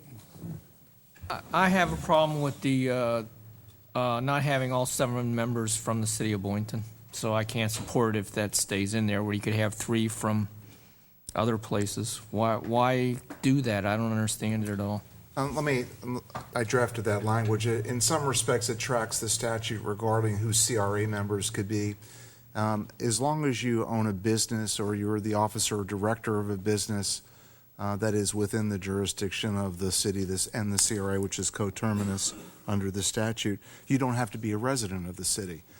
So talented people who have businesses here could find a place on the CRA itself. This just tracks that and takes it a step further to the advisory board as well. I don't have a problem with business owners who are making living in Boynton being on a CRA advisory board, but it doesn't limit it to that. It could be any citizen from Delray or out west of Boynton who just has no real interest in Boynton, but wants to do it, and I have a problem with that. It doesn't, if it was written so it did say established business in the, or however you could say it, in the CRA, I'd go for it. So define it, is what you're saying. I agree. I think we could add that in there. I would feel the same way. We just add that, change Track that the language of the statute change the regarding language to CRA that they have board to own a members business or something that allow like, for a position on the board as long as they meet the criteria of owning or operating a business in Boynton Beach. Right, motion to include what was just said. In Boynton Beach. That's up to you, because the CRA could be filled by board members that are residents or business owners of the city, not limited to the CRA. Well, I think citizens from anywhere in the city, but I'm thinking if you're going to be on as a business, I would think you'd want to be in the CRA. I think there's some very talented people in this community, and as long as they live in Boynton and have a business in Boynton, I'd be okay with that in the city of Boynton, not necessarily the CRA area, because it could be. We have some citizens like to address this. Please come forward. Harry Woodworth, 685 Northeast 15th Place, speaking as president of Inca. You guys were doing just fine, the same issues we had. I looked through that thing. I don't know much about the criteria, so I Googled it. All over the place, there are the same thing that spells out all 7 positions. We're looking for a person with a business. I mean, they spell it out. They don't just say 7. Why can't we do that? Tell us what you're looking for. And as far as people that don't live in the city, that's kind of a non-starter. I mean, really. The thing is, I guess what I would look for in there is, why don't you just say the 7 consisting of the technical expertise in this, a resident of, a business owner of. I mean, it's just a few words. If you have any trouble finding that, I can find you the one from Tampa, or I mean, they're all over the place. You can just pull one down, copy it. But it's more specific. The same thing with roles and responsibilities. What are the deliverables of this board? Who's it going to talk to? That's kind of vague. That could be a little more specific. And again, there's 24 examples. You just Google one and copy the dang thing. It deserves more than a couple of sentences, I guess, is what I'm saying. You're asking people to put time and effort into this. I don't know how many applications you've gotten, but I personally got you the first 7. Okay, and those people all called me this week and said, "What in the hell did you talk us into?" I'm sorry for the language, but I mean, if you want people to have to participate in this and this to have credibility, it kind of has to be both ways. What are you looking for? What are the responsibilities? What are the roles? I'm trying to keep people motivated here, but we're wondering about how sincere you are about this, or are we just going through the motions here? I mean, we really want to stay the course, but help us by being just a little more specific with this stuff. And there's just no shortage of examples out there. Other people have done this, and the stuff's out there. That's all I got to say.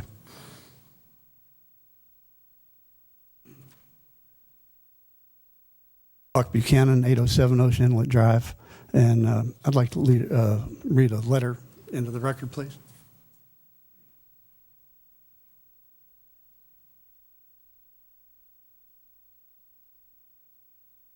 First, I want to make it perfectly clear that I'm representing myself, no other organizations.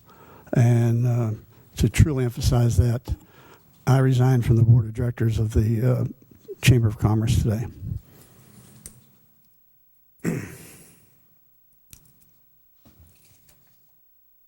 The formation of a citizen CRA advisory board would incur expenses such as CRA staff time, a court reporter at the meetings, training the advisory board in sunshine law, tax increment funding, etc.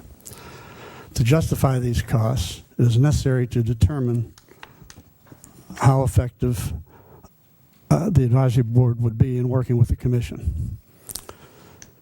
Several months ago, Commissioner McCray got into a snit over perceived disrespect and quit working with CRA staff. He gave a bad numerical evaluation of the CRA executive director without a single word of justification. His motivation apparently being a snit rather than fulfilling his responsibilities objectively.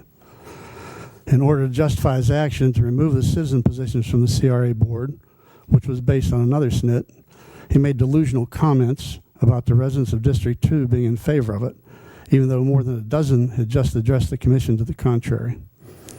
Further, since the independent board was abolished, virtually every District 2 resident who has addressed the commission or CRA board about the subject, whether speaking as individuals or representatives of Heart of Boynton neighborhoods or Inca, has advocated for reestablishment.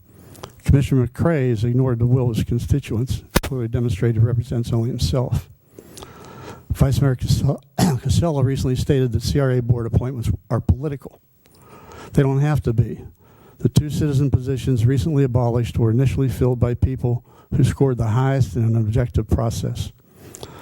Of course, the commission can interject politics into the situation. Vice Mayor Casella allegedly is marching the tune of a certain developer, and his actions seem to confirm it. A developer who wants to replace the executive director with a person of his choosing. Therefore, when Vice Mayor Casella couldn't accomplish the termination of the executive director through the hybrid CRA board, it was puzzling when he proposed an even more uncontrollable independent board. Mayor Taylor, sadly and dismayingly, foreshadowed the solution to the puzzle when he unsuccessfully attempted to use a very thin cover of non-unanimous approval to not renew the executive director's contract. Could campaign contributions from Vice Mayor Casella's political patron be an explanation?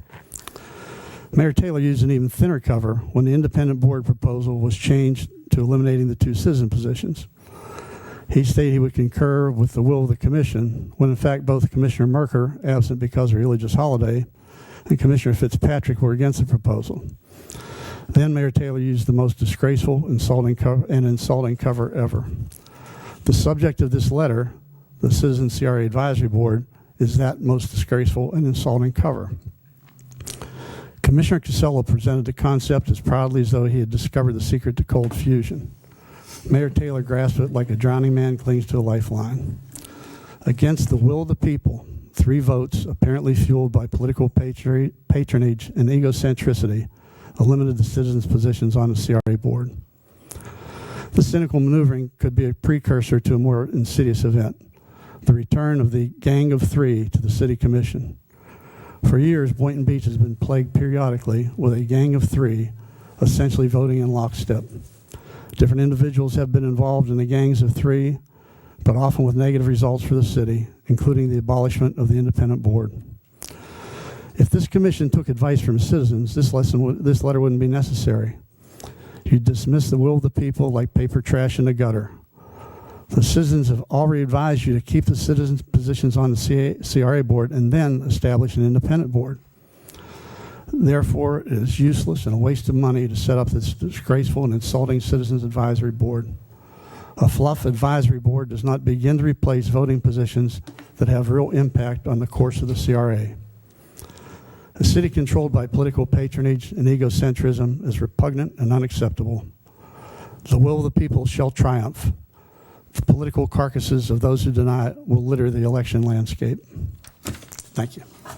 I'd just like to say one thing here, Mr. Mayor. What I find repugnant is that you diss advisory boards and everybody who's ever served on an advisory board to say that they don't have, is this about power or is this about giving good advice to the elected officials? Because it seems like it's power. And the innuendos that a developer with no names, you can say anything you want up there without giving names. If you're going to accuse somebody of something, give the facts. Now, it sounds like a bunch of sour grapes to me. Would you like to fill in? Would you like to fill in that blank? You've made no secret about it. If you got it, give it. You can fill it in. Go ahead. No, you can fill it in. We know who it I don't know is. what you're talking about, sir. And I'm not dissing advisory boards. There's a place for advisory There's boards. not a debate. It's not a debate. Point of order. Thank you. Fine. Thank you.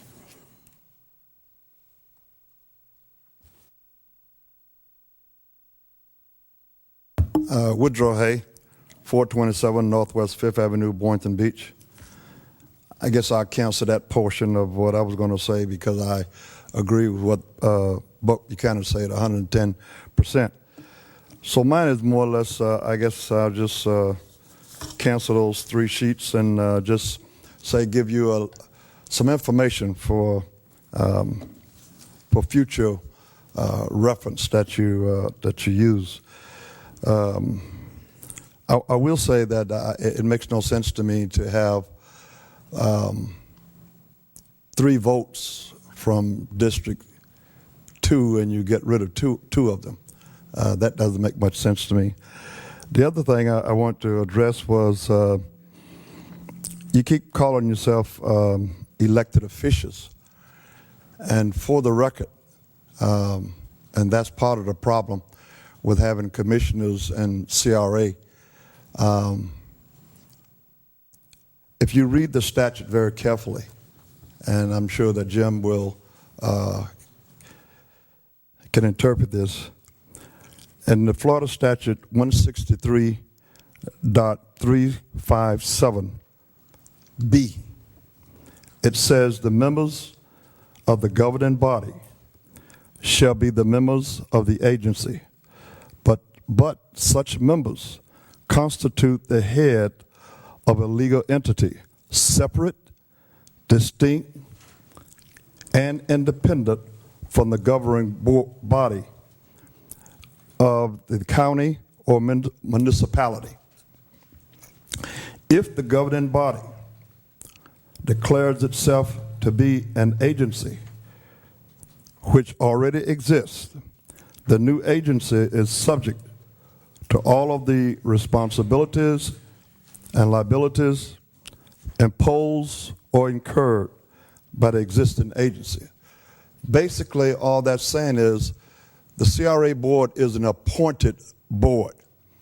You just happen to appoint yourself because it states very clearly here that you're separate, you're distinct, you're independent.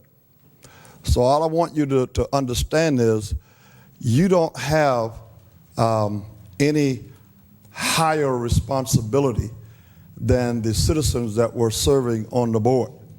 Everyone is equal on that CRA board. We all had 1 vote. So when you keep saying that I'm an elected official on the CRA board, you really don't understand what the statute is really saying. Just go back and read it and understand that it's independent of the city commission, okay? You just happen to appoint yourself like you're going to appoint another board.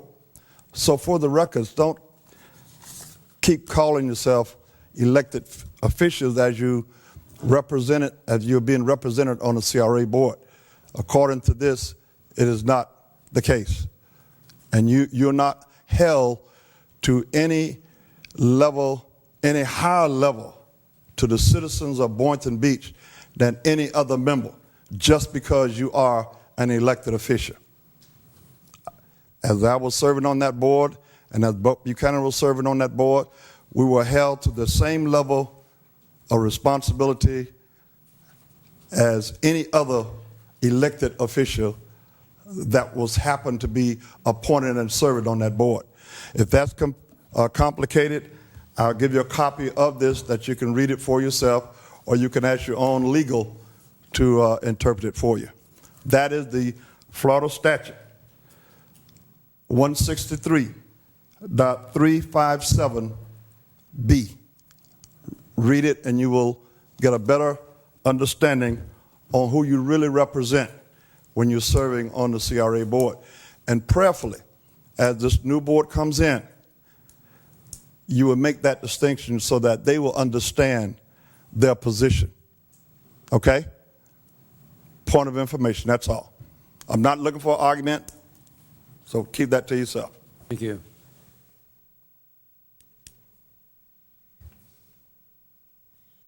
Mark Heritage, 248 Main Boulevard. At the last time that this came up, I made my comments, and they weren't listened to, but that didn't surprise me. I had a problem with the resolution that was put forth by Attorney Cheroff, specifically Section 3. It was so vague when it came to the criteria for selecting the board that it basically said you could do whatever you wanted to. That is not right. You should have some criteria for picking these people. Harry illustrated that it's easy to find. You know, there's most agencies throughout the state have a criteria in which they pick their boards. And you can do what you're doing. It is legal under statute. Now, when I just wish you would do the vetting, obviously not as long as it took for Buck and I to be vetted, because God knows they did everything but go through our trash. They saved that for Lisa. But I had a problem also with that you could remove with or without cause. So if you're not happy, get out of here. That's what it says. With or without cause. Gee, it's real simple. If we don't like you, you're done. Off the advisory board. It's pretty clear. That was actually something that was very specific, as opposed to the criteria, which was very vague. Interesting. 2 of you are going to FRA this week. You have the opportunity many, many times to get and learn from others. Take advantage of the opportunity.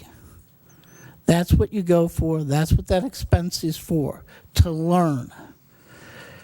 And sometimes you come back and you get an idea, and then you see it become reality in your community, where it generates jobs, where it improves quality of life for citizens. That's what's happened in the past.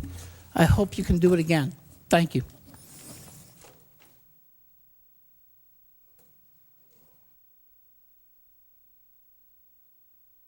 Good afternoon. My name is Robert Polak. I live in District 2. My question is tonight on the new board you guys plan on having. It's like the gentleman said before. You want it to be diverse, which I understand that. But what are the criteria that do we answer to y'all? Do we make a decision? What do we do? You know, before I put my name on something, a volunteer, I need to know what I'm volunteering for. So is there any way y'all can give me some kind of criteria on what this new board consists of? Yeah, the CRA will be putting together a packet of information on what would be required from the board members, and also there'll probably be training sessions to train you on how to.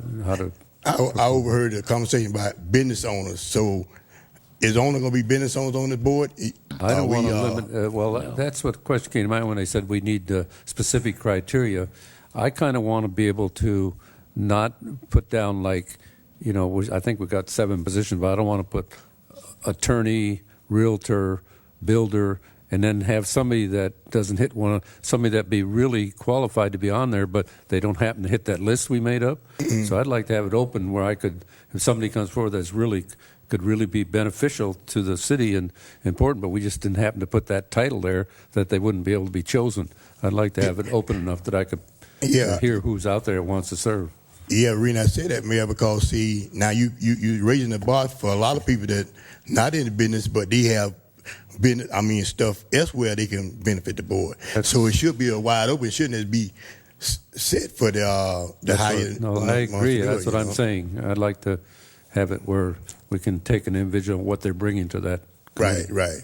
And one more thing too, that I think as the new board coming on board, once y'all get there, I think it should be a standard that if we're part of the CR as a part of the board, and you guys, I think it shouldn't be a conflict of interest. I shouldn't be able to argue with you about something. I mean, if I'm being appointed, I really have to stay in my lane, more or less. So we need to get that straight. So what kind of position that we hold if we're going to be doing this? That's what I'm saying. Before we won't run into this problem again. Your committee will be a committee to discuss among yourselves what your issues are, what you think where the board ought to go, and then you're going to have to come, like any other committee, a majority of you will decide, then you'll bring that forward to the board and say, here's what we support. Right, but say we have a disagreement, we're going to have a disagreement. We're not going to open public disagreement. We can disagree to agree. You know what I'm saying?